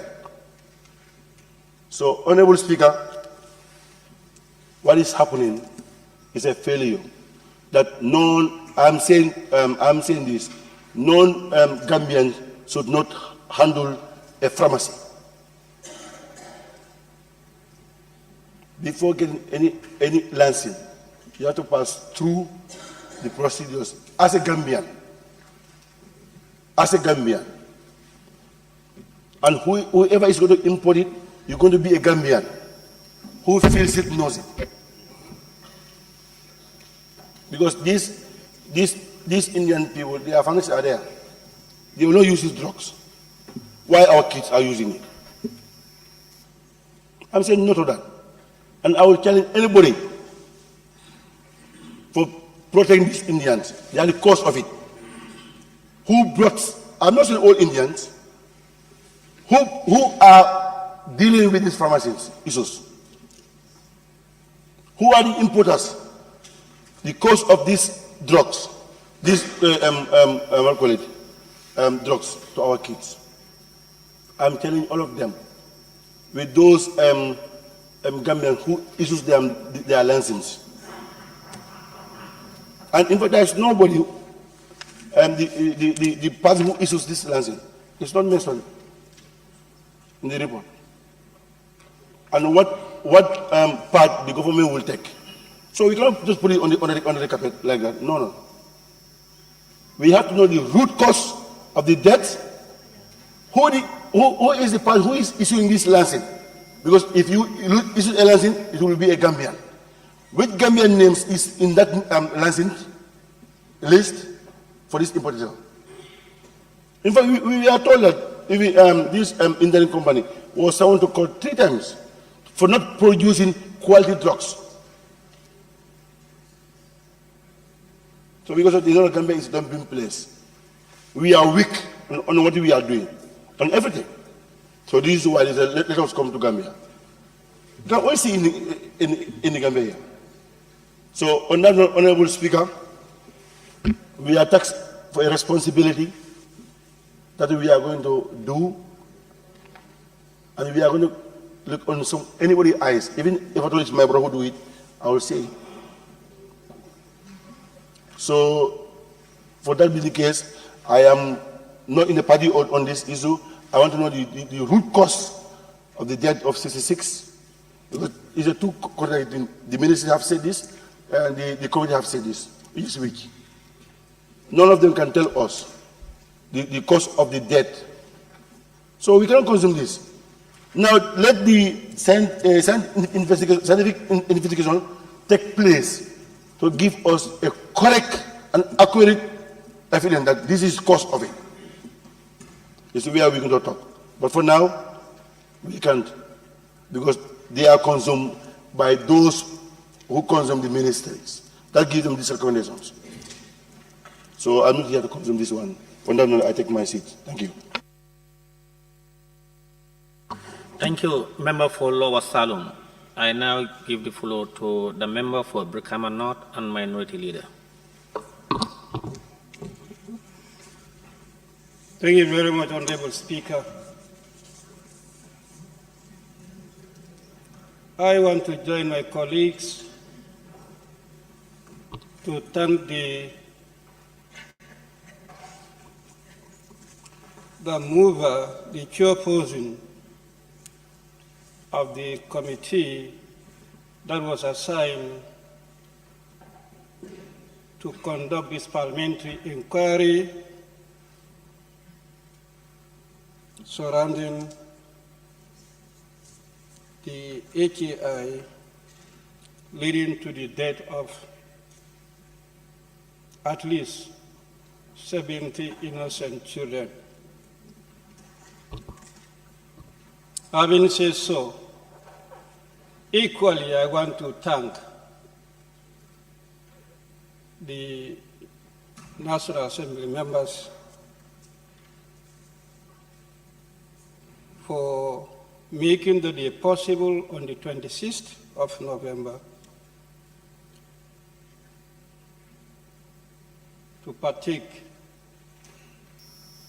whether physically, in person, or away for other important engagement. We also interest to take part in the extraordinary Congress. I thank you for making the day possible. Above that, especially, I thank the people or members who append their signatures to the request for the Speaker to convene the extraordinary session to address the issue. As I did during the debate, those who also intended to do so but did not have the opportunity to do so, we thank them for the heart they have for the country. And those who could not, for one reason or the other, equally I thank them for the position that they have taken. But this is a clear manifestation. If we tend to believe that we have the country at heart, as National Assembly members, our concerns should be dictating us. We should not be dictated by anything or anyone. Let this be a lesson for all National Assembly members. What is embedded in this report? If we have not taken that commitment to take our role as National Assembly members and conduct an independent inquiry, we will not resolve to what we have here, even though it may not be 100% to our likings or expectations. Things that were here, if they are followed to the letter, could remedy reoccurrence of incident of this nature. Who would say that we should not go for this? Who would say that this move is politically motivated? Who will say that this move is a UDP move? This concept should not come from anyone who tend to believe that you are a parliamentarian. Let this be a lesson we learn. We take the nation first before anything. When 70 or more innocent lives were lost, what tragedy can be more than that in this country? That should not be a concern to any Gambian, let alone parliamentarians. Let's sit and talk on that. Let's sit so that the Gambians hear our voice. If people can hear the voice of the president, the minister, what is wrong for electorate to hear our voice on this? You want to connect politics to that? Sanctioning fellow members not to sign against their will? That is uncalled for. I am not looking to a parliament. The 6th legislative parliament, we are anticipating that.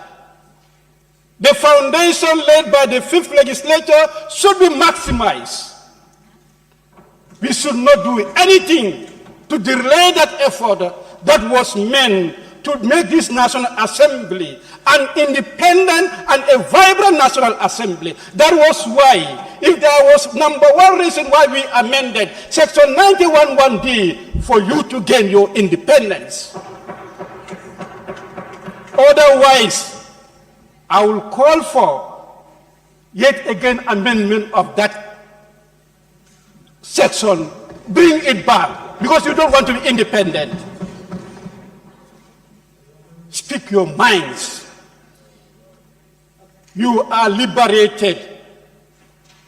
No political entity can cause you lose your position here. You are here to represent your people. Speak their minds what is good for them. Point of order, Honorable Speaker. Yes, nominated member Kevalan Fofana, can we hear the point of order, please? I'm raising on. Sorry, Kevalan. Go ahead. I'm raising on point 18.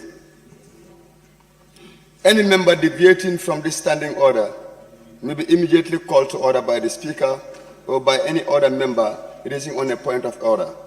A member raising on a point of order shall direct the attention of the Speaker or she desire to bring no notice and submit the same to the Speaker for decision. Honorable Speaker, the Honorable Minority Leader is deviating from our point of debate. We are here to debate on the report of the ACI. Imputing improper motive on members is disorderly. We are not talking about politics here. When the issue of ACI was brought on the floor, it became the property of the National Assembly. Nobody looked at it as APRC, NPP, UDP. Let us talk on the ACI report and stop the politicization. Thank you. Thank you, Honorable Member. Point of order noted. Minority Leader and Member for Birkama note. Take note. Honorable Speaker, one cannot divorce this report from the request for calling an extraordinary Congress because reference has been made to it. And any issue raised during that could be those reference points. Honorable Speaker, I am simply reminding us as honorable members what is our utmost responsibility that we should be executing. And furthermore, I am saying, let this be a learning point. The fifth legislature has liberated us. We want that liberation to be won by each and every honorable member. Honorable Speaker,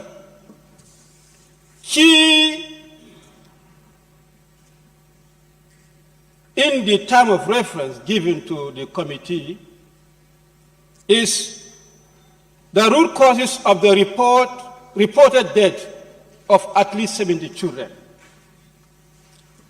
We want to know the root cause of the reported death.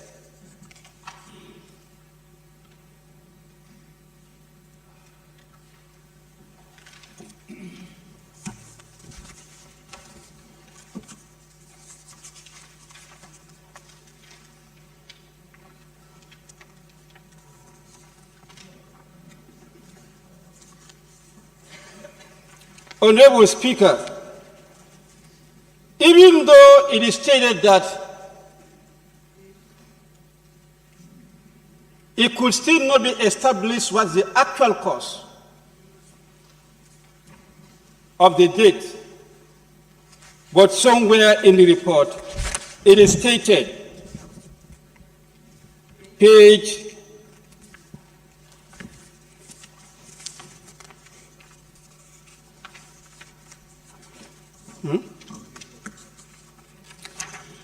35. The findings reveal that all importers of pharmaceutical products, wholesale and retail into the Gambia are following the MCA regulations.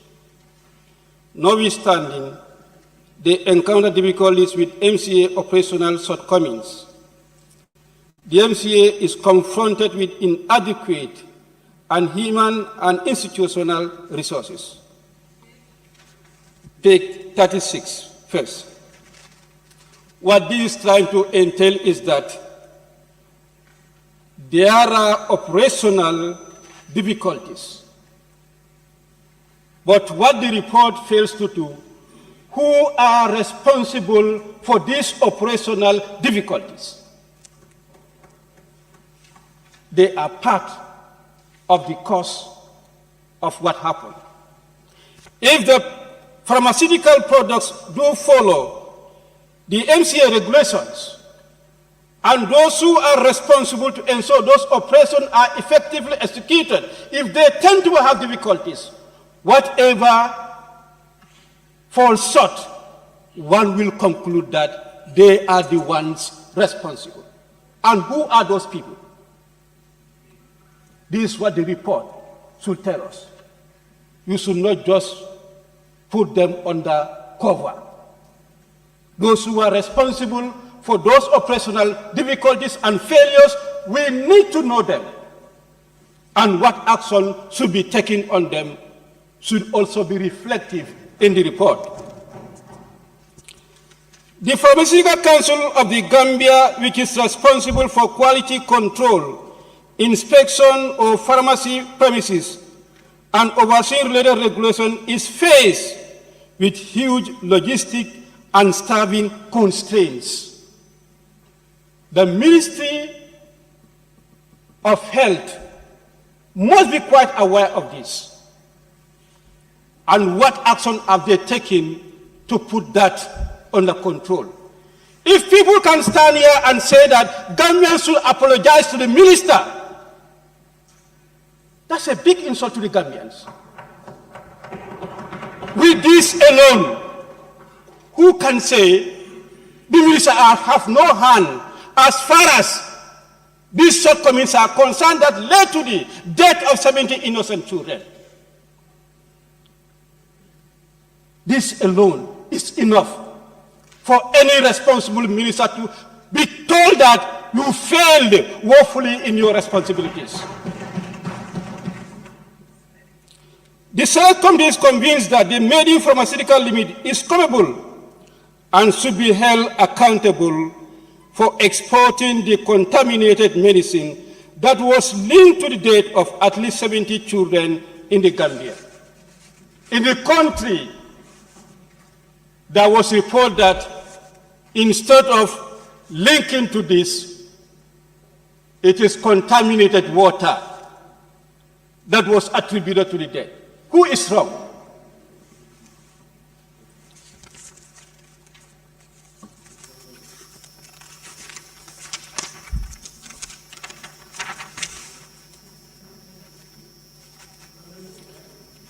Honorable Speaker, in page 5, having received several evidence from different stakeholders, both in public and private sectors, including parents of the victims of acute kidney injury, the committee concludes all the cases of AKI are linked to consumption of contaminated medical products.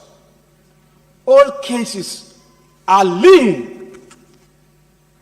to the consumption of contaminated medical products imported by Atlantic Pharmaceutical and manufactured by Made Pharmaceutical Limited in India. Even where scientifically we cannot conclude the actual cause, but the root cause is embedded here. What we've asked you, we know you don't have the scientific means to dig into the nitty-gritty and tell us scientifically what is responsible. The actual death, but the root cause is here.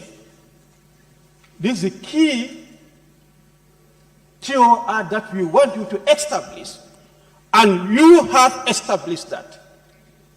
What we want here is that what remedial measures should be taken on that point, and there should be a very strong recommendation that should be linked to this very point. The root cause is found here, honorable members. And that root cause should be dealt with. We cannot leave that hand in the hands of the government. The pause in the member who said that the report falls short to put the committee in rightful position as far as implementing the report is concerned. We cannot leave that in the hands of the government. We've known their minds. Now let them take their report, do it whatever they want to do with their report. This is our report. We will own it, take it, and do it what we want to do with it. We will not just allow our extraordinary Congress session to just go in vain. No way, they did. That will not happen here. Amend the report and put yourself there. You should be part of the implementation of this report. We found the root cause.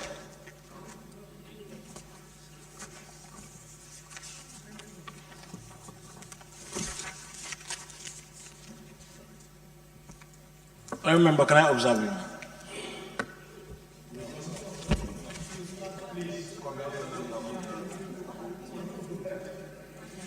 On recommendation. Can I observe you?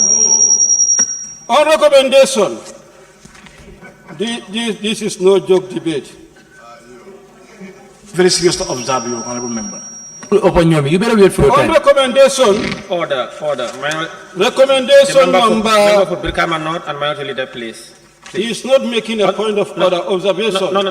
I'm the one calling for order. Please, honorable members, if you want to observe him and he said no, allow him to continue. And then the other guy using the mic, please, don't do that. Proceed, honorable member.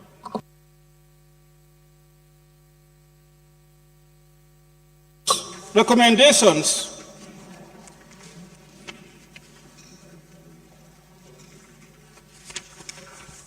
Recommendation number 5 in page 38. The Select Committee recommends for MCA to blacklist made in pharmaceutical products and ban all their products in the market.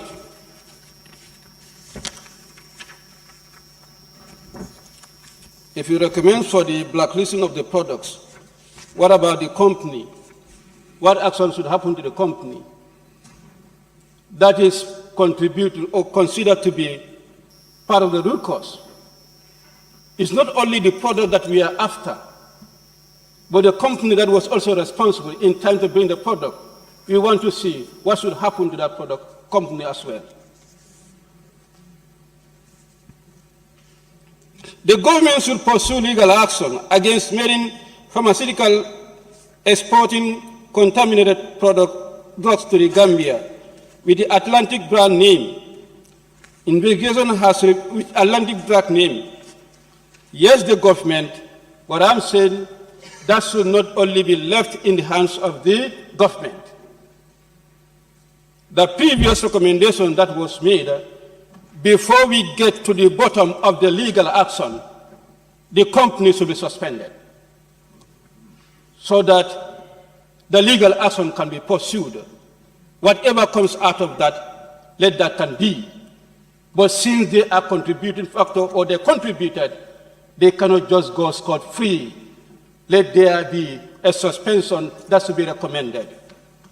And the government alone should not come in to ensure that this legal action, you should be the watchdog, try to monitor and follow and ensure. There in fact should be a timeline. We cannot just leave it vague like that. We need to give timeline. We expect within this normal period, this legal action should be mounted.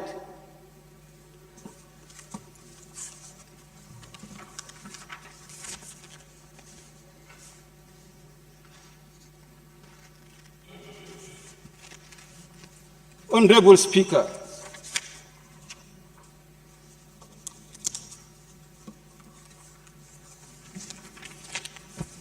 on the last parts of the recommendations at page 42, similarly, the Pharmaceutical Council Act should be amended to give clear and direct powers to the Pharmaceutical Council of the Gambia to regulate and impose sanctions without having to seek the approval of the Minister of Health.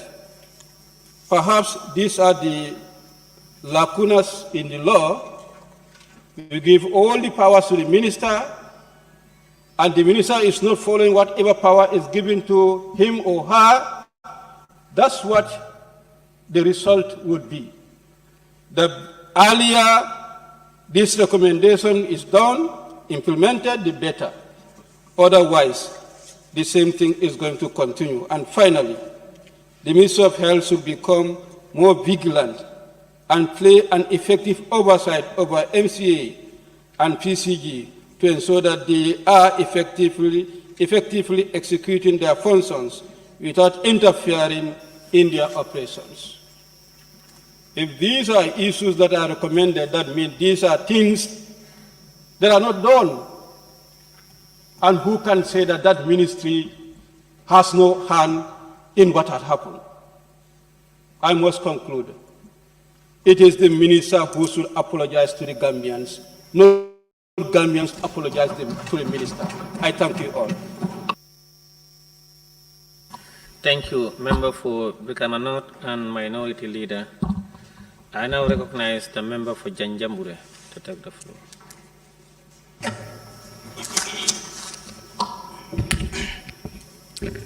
Thank you very much, Honorable Speaker. And by extension, I also want to seize this opportunity to thank the Committee on Health for a job well done on the tasks that were actually given to them. Before I start proper, I just want to make this very clear, that is to say, I think it is high time for the Honorable Minister for Health to resign from that honorable office. And the reasons why I said this is, there is nowhere in this world where such a number can lose their life and we still pretend to hide behind the pretext of not taking the responsibility. And the truth here is, looking at the report that we have before us, I think the minister has actually failed the Gambian or Gambians as a whole. Because the last time he came here, he stood before us on this particular matter, he was actually running away from a responsibility. And that is to say, he was saying the deaths of these kids may not even be attributed to medications that were taken by these children. But instead, he clearly stated that it was due to the Banjul flood that was linked to the death of these children, when that very minister couldn't actually provide the people of Banjul with an ambulance during the flood. So for me, even suppose the death of these children was caused by the flood, I think the minister failing to give the people of Banjul an ambulance to run their daily services should actually warrant him to resign from that honorable office.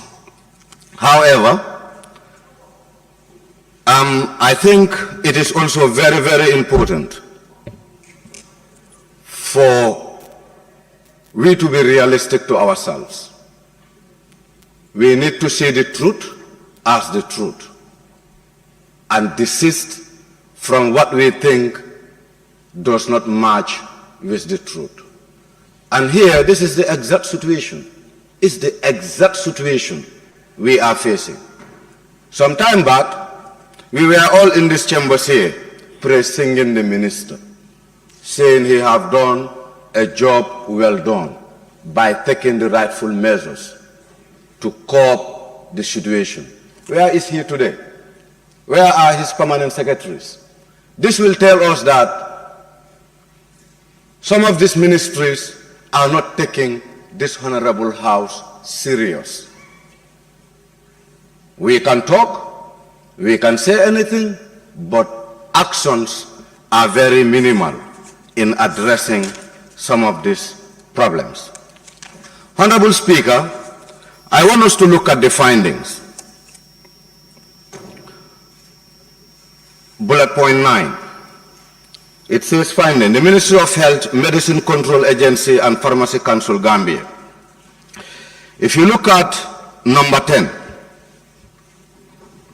it says the MCA informed the Select Committee that the Atlantic Pharmaceutical East the importer of the 4 medical products that have been found through a quality control laboratory testing in Switzerland to obtain unacceptable levels of diethylene glycol and ethylene glycol. Exactly whatever it is. Thank you. These contaminants are toxic and have been linked to AKI. And some of us here are saying there is no scientific results linking the deaths of these children to the medicines that were imported in this country. I may not be a medical practitioner, but again, I think we need to closely look at some of the documents that are shared with us, because we cannot continue to speculate. And here, I am happy that we are not speculating. We are speaking from what has been given to us. And that was an assignment being assigned to a particular committee to go and do a work and report back to us.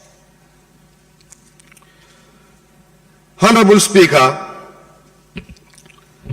I wouldn't read everything. I'll get to the next point, which is number 11. The Select Committee was also informed by the MCA that they approved the import clearance permit for Atlantic Pharmacy, which contained the suspected 4 syrups on the 17th June, namely promethazine oral solution, cofexmalin baby cough syrup, Macof baby cough syrup, and Maghreb N cold syrup manufactured by Maiden Pharmacy in India. According to them, the import clearance permit was approved based on the regulations and standard operating procedures for import and export of medicine and related products. The reason why I am reading this point is the blame have been more directed to Maiden, and they're saying Atlantic Pharmacy has followed the due process in order to import these medications in this country. And if Atlantic has gone through the rightful process, then meaning the Medical Council Agency also failed us. They failed us as a country.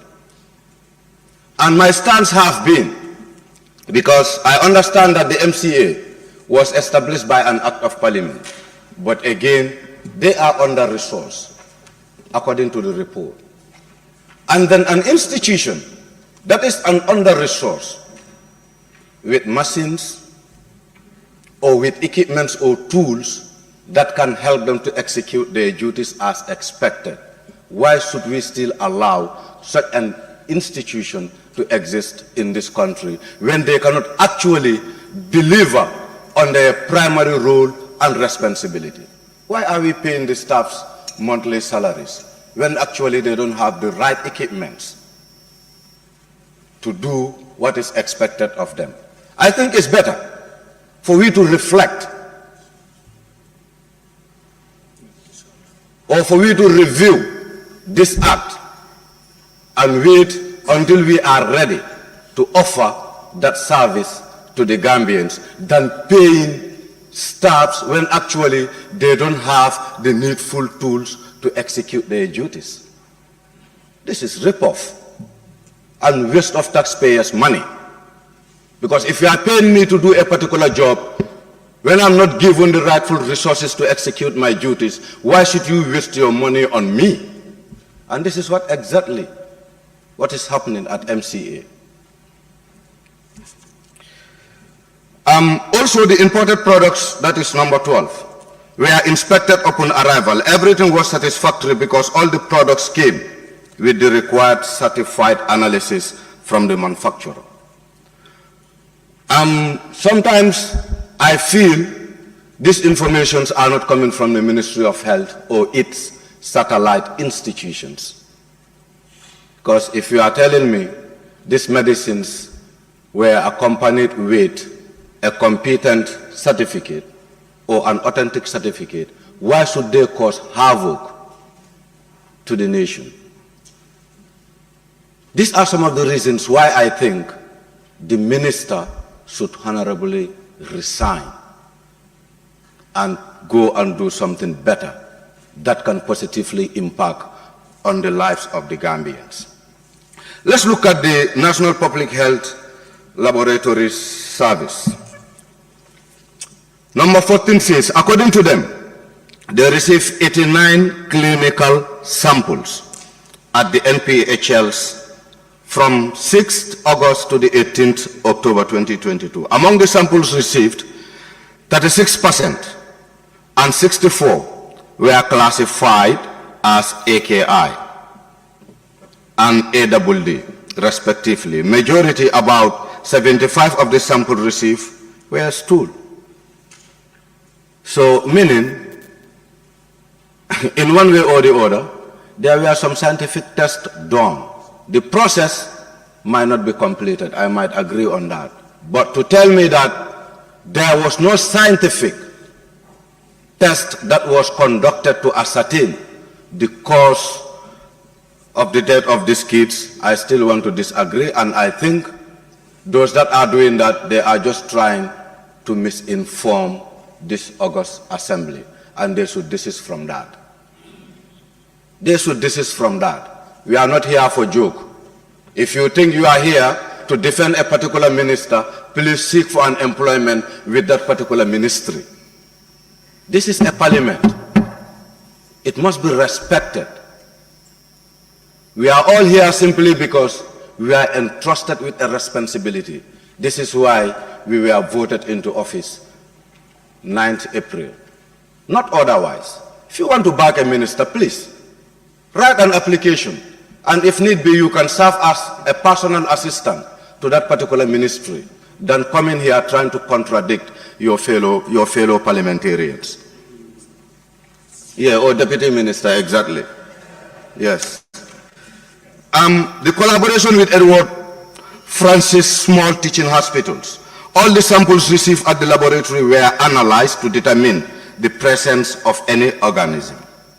They have analyzed both the stool and the urine samples using conventional microbiological method, and the results received the presence of E. coli among analyzed samples, and this finding came out the same with the test results of Senegal. Also, the samples tested for rotavirus at the NPHLS, and they all came out negative. Let me get to another page.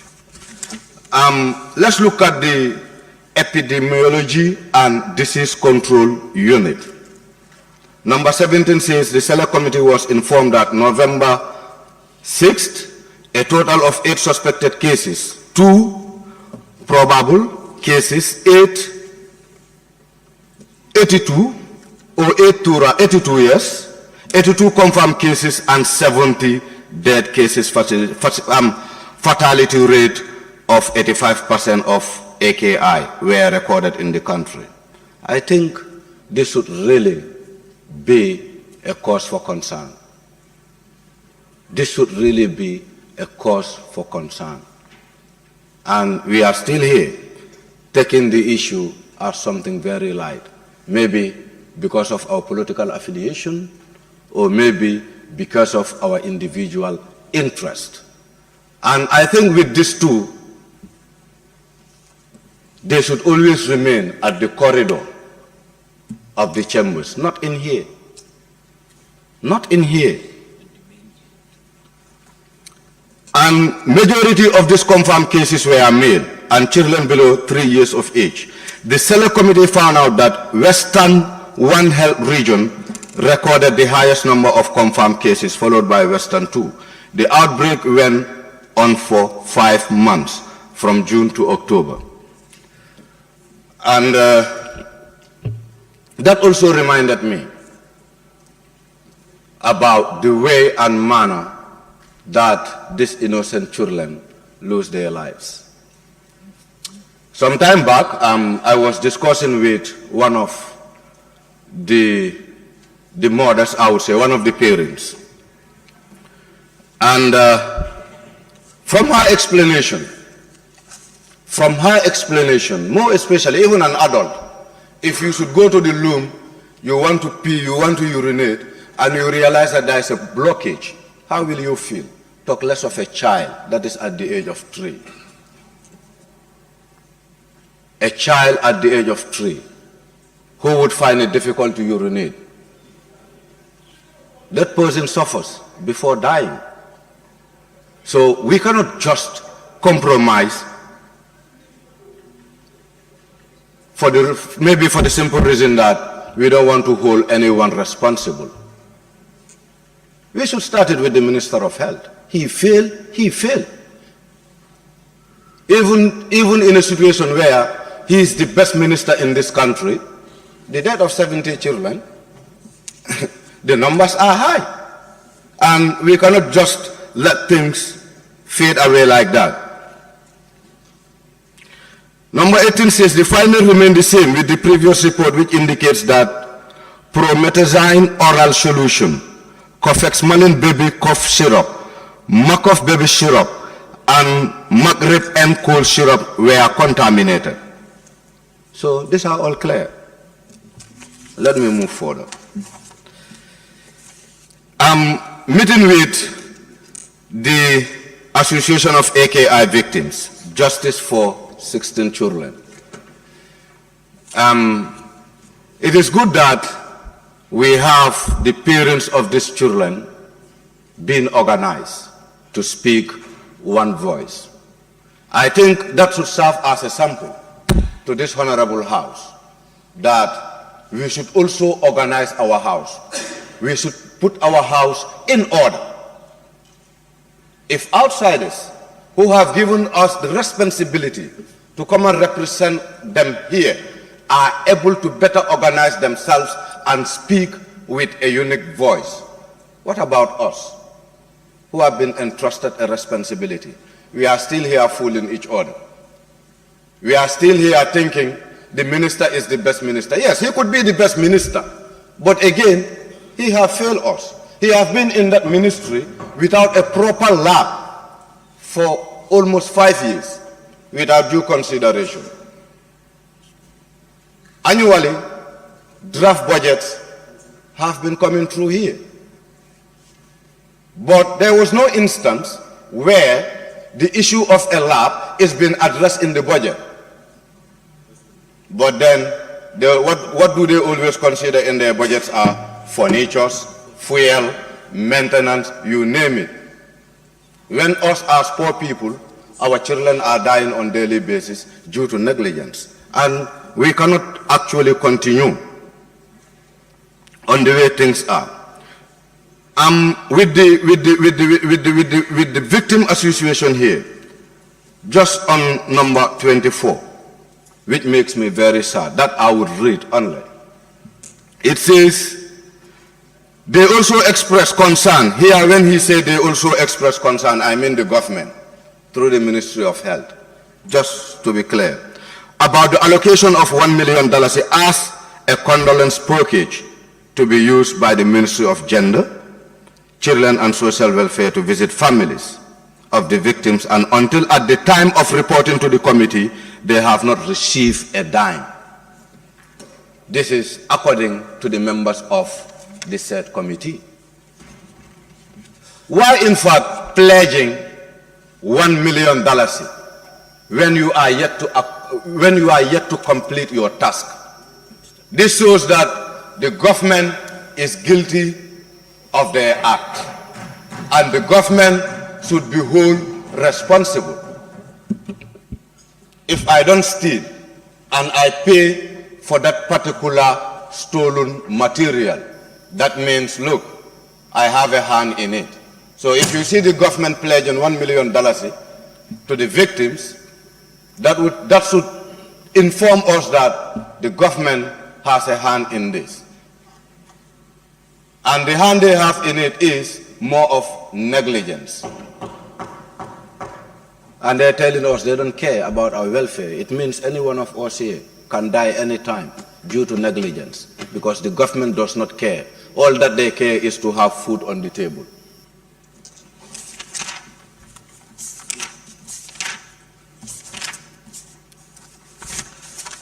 Honorable Speaker, Department of Pathology and Laboratory Medicine, I want to read on this point, which is number 55 on external examination of postmortem. The Select Committee found out from the postmortem report that the livers of these children were grossly enlarged, yellowish with mottled appearance, page 21. With mottled appearance, the capsules were smooth and shining. Cut sections show mottling appearance, and both kidneys capsule stripes with ease to reveal pale subcapsular surface. Cut section of both kidney shows mark corticomedullary differentiation, severe cortical pallor, moderate congestion of the medulla, bulging of the columns of Bertin. The spleen is acutely congested, and both lungs and the heart are unremarkable. We don't have to get that scientific background in order to make our judgment. The report is very clear. Let's do justice to the victims and the Gambians as a whole. Let's do justice and let's speak the truth and know that we all swore to an allegiance in doing what is right, but not otherwise. But it seems some of us here, I don't know what to say, but we seems not to reflect on what actually bring us here. We're seeing the other side of the coin, which we shouldn't encourage.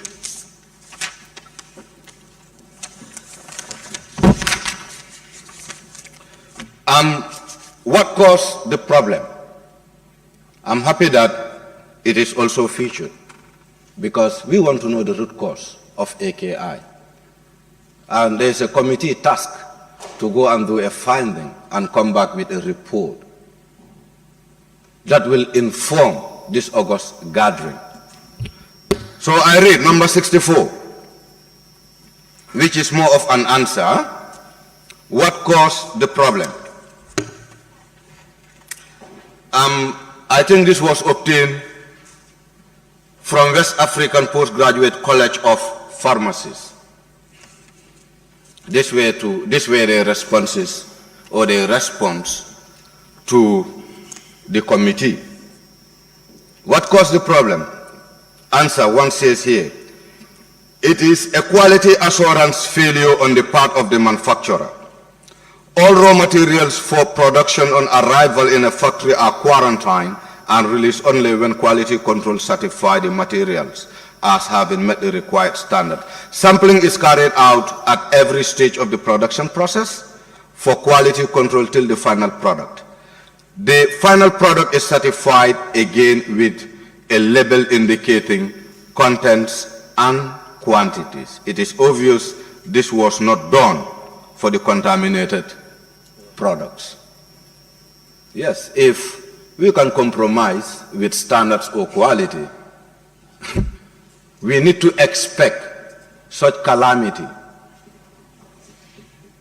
every other time, because I cannot understand people mandated to do a particular work to compromise with certain things, more especially if it comes to standard and quality. I think they are very fundamental. And no particular institution should compromise these ethics as per their duties. Number 65 says the company that imported the product from Made in India is duly registered. Documentation, that is import permit clearance and certificate of analysis on the product is in question were all submitted in accordance with the regulation. The MCA also followed their established protocol for granting the permits and release of the products. And we are still here blaming Maiden. We are still here blaming Maiden and Atlantic Pharmacy. And we don't want to blame our own government. A government that failed to provide the citizens with a functional lab that could help to examine every other medication that get into this country. But we are here blaming a company that is way far in Asia. That is in Asia. So how do we obtain certain informations from this particular company that will help to ease the process of our findings, more especially with the committee? I think their engagement should also be extended with the suppliers, that is Maiden Pharmacy. There should be a way out in reaching out to that particular company and ascertain certain things.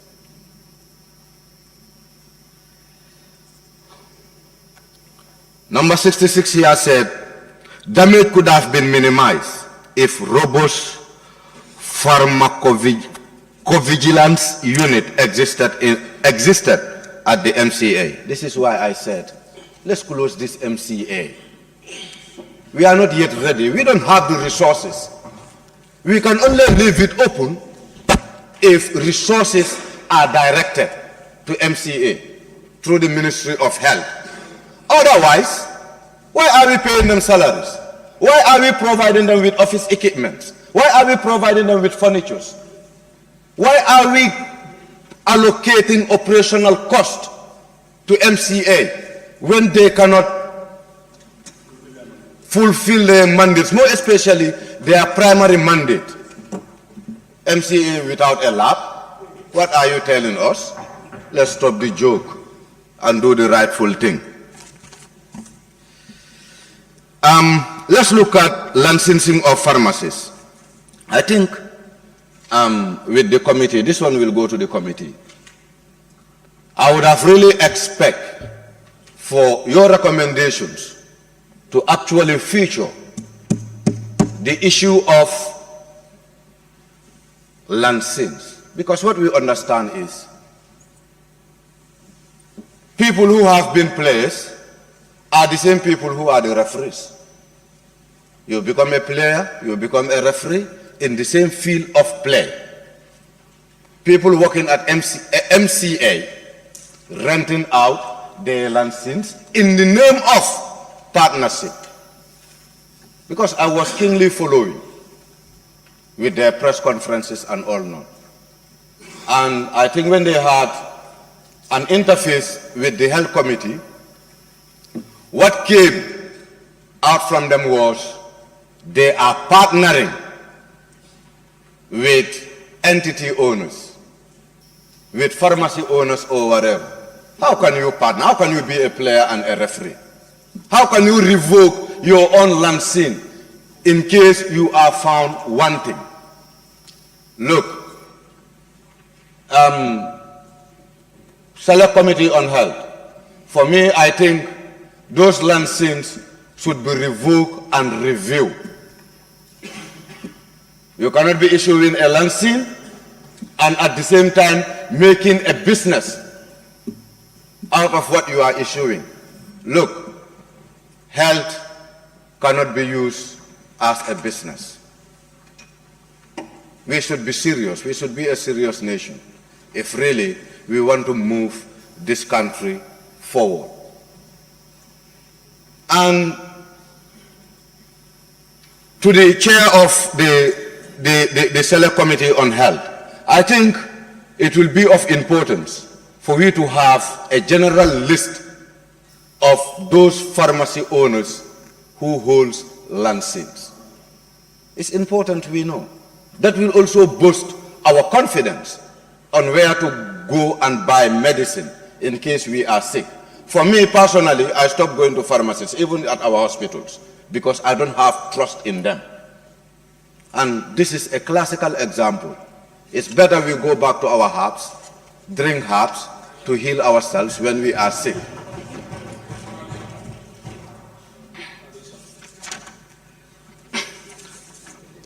Medicine Control Agency, their findings, right?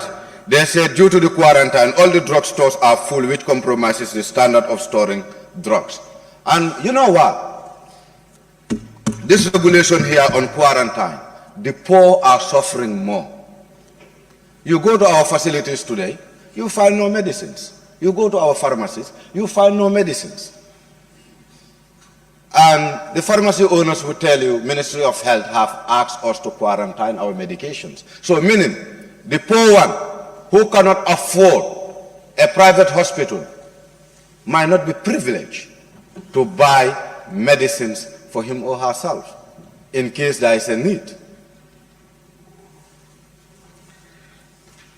The Select Committee also found out that the testing of drugs is a big challenge faced by MCA since there is no toxicology lab in the Gambia. We wouldn't have one because we are not ready to have one. Let's speak the truth. I think the president is just from spending $10 million on a tour. This is why we said, let him cut it to $5 million. The other $5 million could go to health. And we started with that capital. So we need to be a serious nation. You are raising your tag. I'm moving. I'm done with that. No, I wouldn't be observed, sir, because I mentioned the president you want to observe. It's our president. No, the amount you mentioned is not 10 million, it's 6 million. Okay, I'm just speaking from the allocations. Yeah, so whatever it is, I will try to kind of educate myself around that. Yeah, please, huh? With Atlantic Pharmacy, because we have a list of pharmacies here. Atlantic, it's been mentioned. And for me, no one can hold Atlantic accountable because it is clearly stated that they have gone through the right processes. Let's hold our minister and his staffs accountable, meaning they are the very people who have failed us. If they have done what was right, this would have not been the situation. The business in the parliament, in the chambers today would have been a different thing. So I wouldn't buttress much on that. Let's look at the conclusions. It says, having received several evidence from different stakeholders, both in the public and private sector, including the parents of the victim of AKI, the Select Committee concludes that all the cases of AKI are linked to the consumption of contaminated medical products imported by Atlantic. And we are still saying here that there is no scientific proof. Fine. Maybe we need high-tech machines to come and do certain scientific tests for us. But the report is very clear. And let's stop, beating by the bush. Let's stop it and be sincere to ourselves for once. For once. No one hates the minister and the staffs. But what we expect is a better delivery or excellent delivery to the people of this nation. Nothing lower than that standard. It says, the Select Committee engaged with 2 dozens of stakeholders has generated fundamental inadequacies in our entire health sector.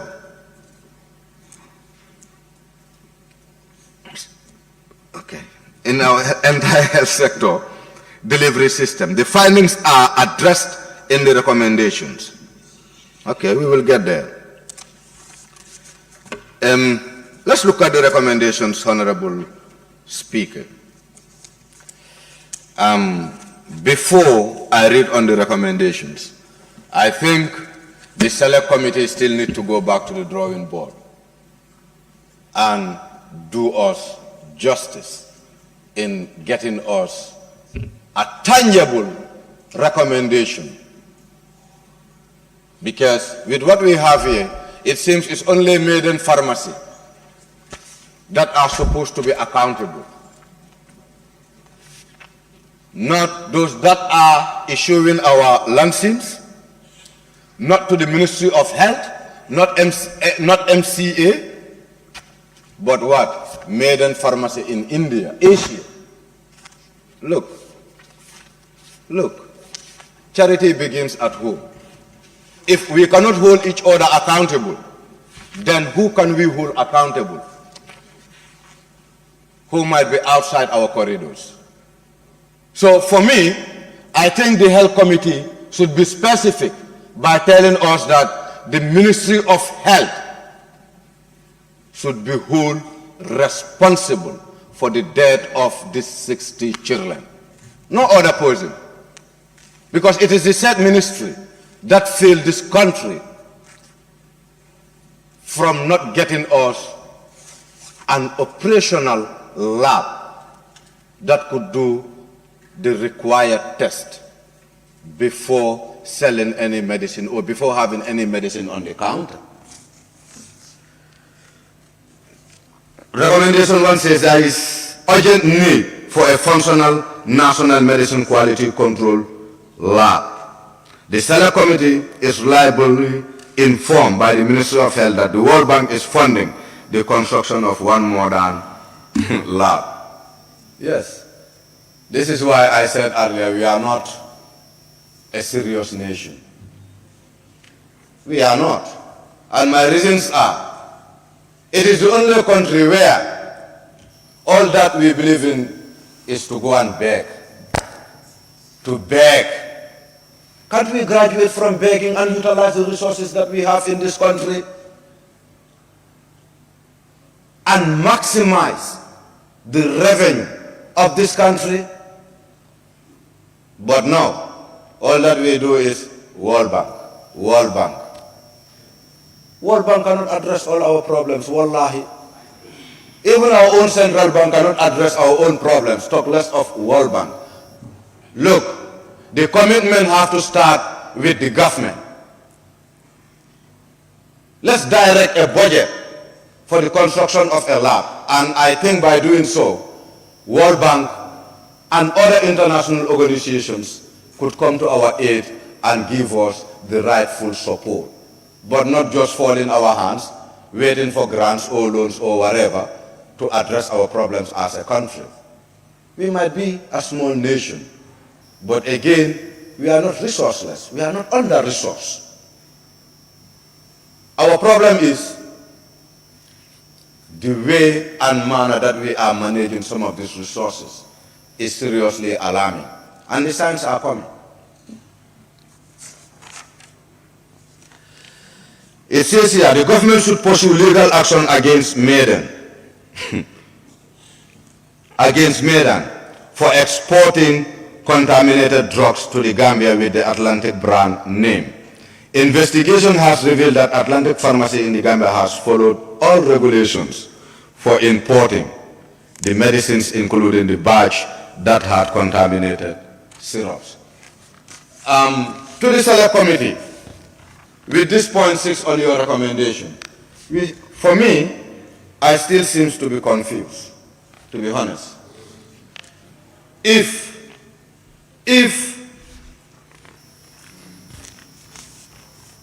the government or the Ministry of Health should pursue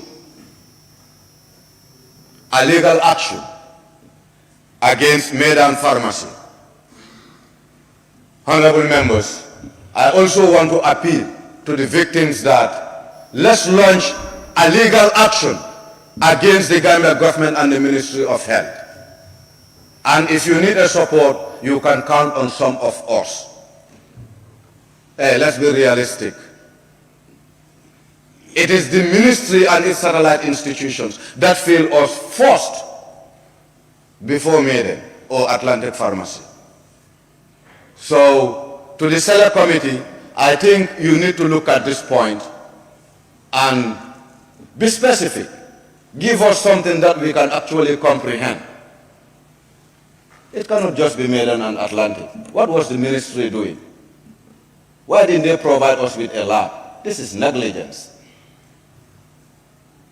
And if I were in the shoe of the victims, seriously,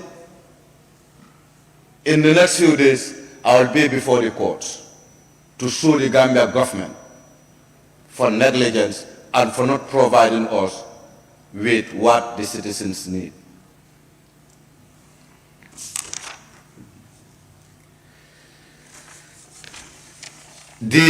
For the PCG to carry out its regulatory mandate effectively, it requires the establishment of a functional secretariat with an annual subvention to enhance its pre-qualifying registration, supervision, enforcement, and monitoring functions. You see, this is nature in the Gambia. We always make emphasis on the HR, on the human resource. We always want to see more money in the hands of our directors and their staffs. But we don't want to be committed in getting what we think is a need. And I think the priority here should be getting a functional lab as soon as possible. And come 2023, I think we should be able to have a functional lab. Or otherwise, the problem will still continue.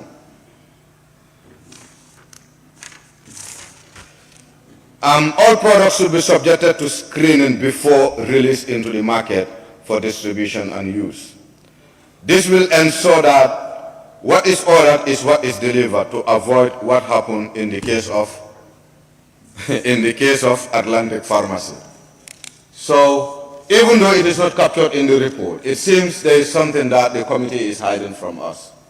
It seems what was ordered from the company and what was received are two different things. They are parallel. This is what has been said in the report. If only I didn't digest this statement as written. But this is in black and white. Even a layman could understand it in the way I understand it.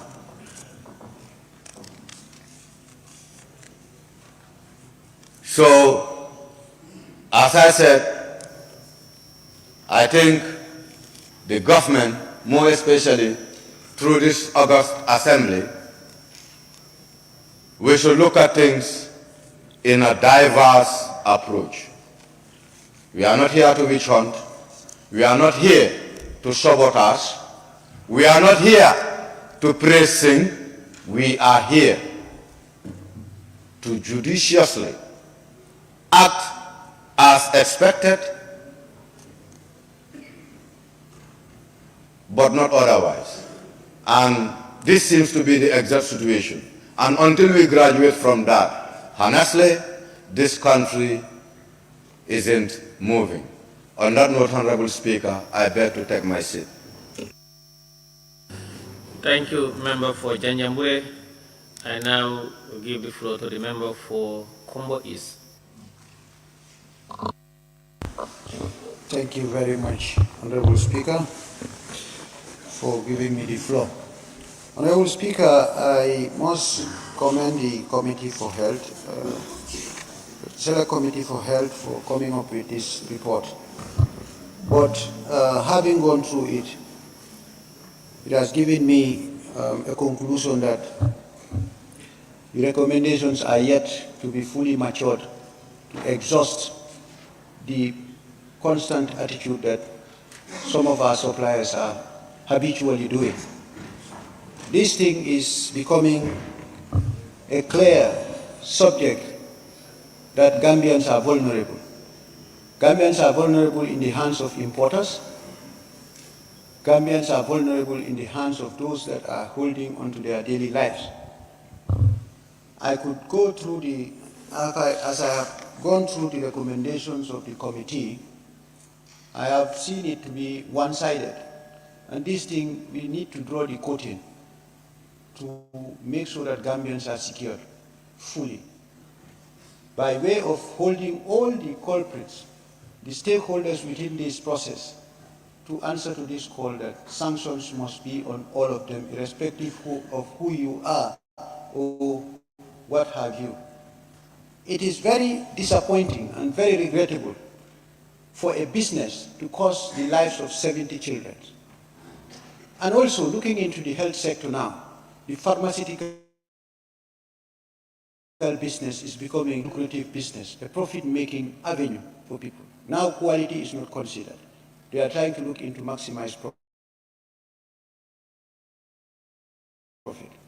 deceive not only on the Gambian people, but even on the government of the Gambia.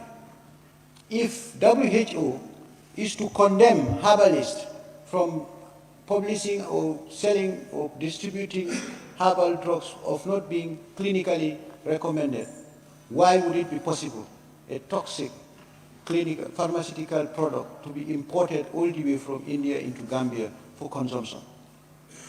The WHO also have a hand in this because they are there to be blamed. They patented, they have given these people the license of them being international producers of these pharmaceutical products. Now, I was expecting a further recommendation from the Health Committee. This is why, upon the day that we were recommending for these investigations to be taxed, I recommended for a joint committee because I know they are checking things on a specialized part. But this has some more implications and more harm that is yet to be admitted to. That is, how comes this?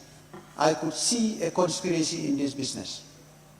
And in exhausting this conspiracy, the relevant committees must put their hands in it to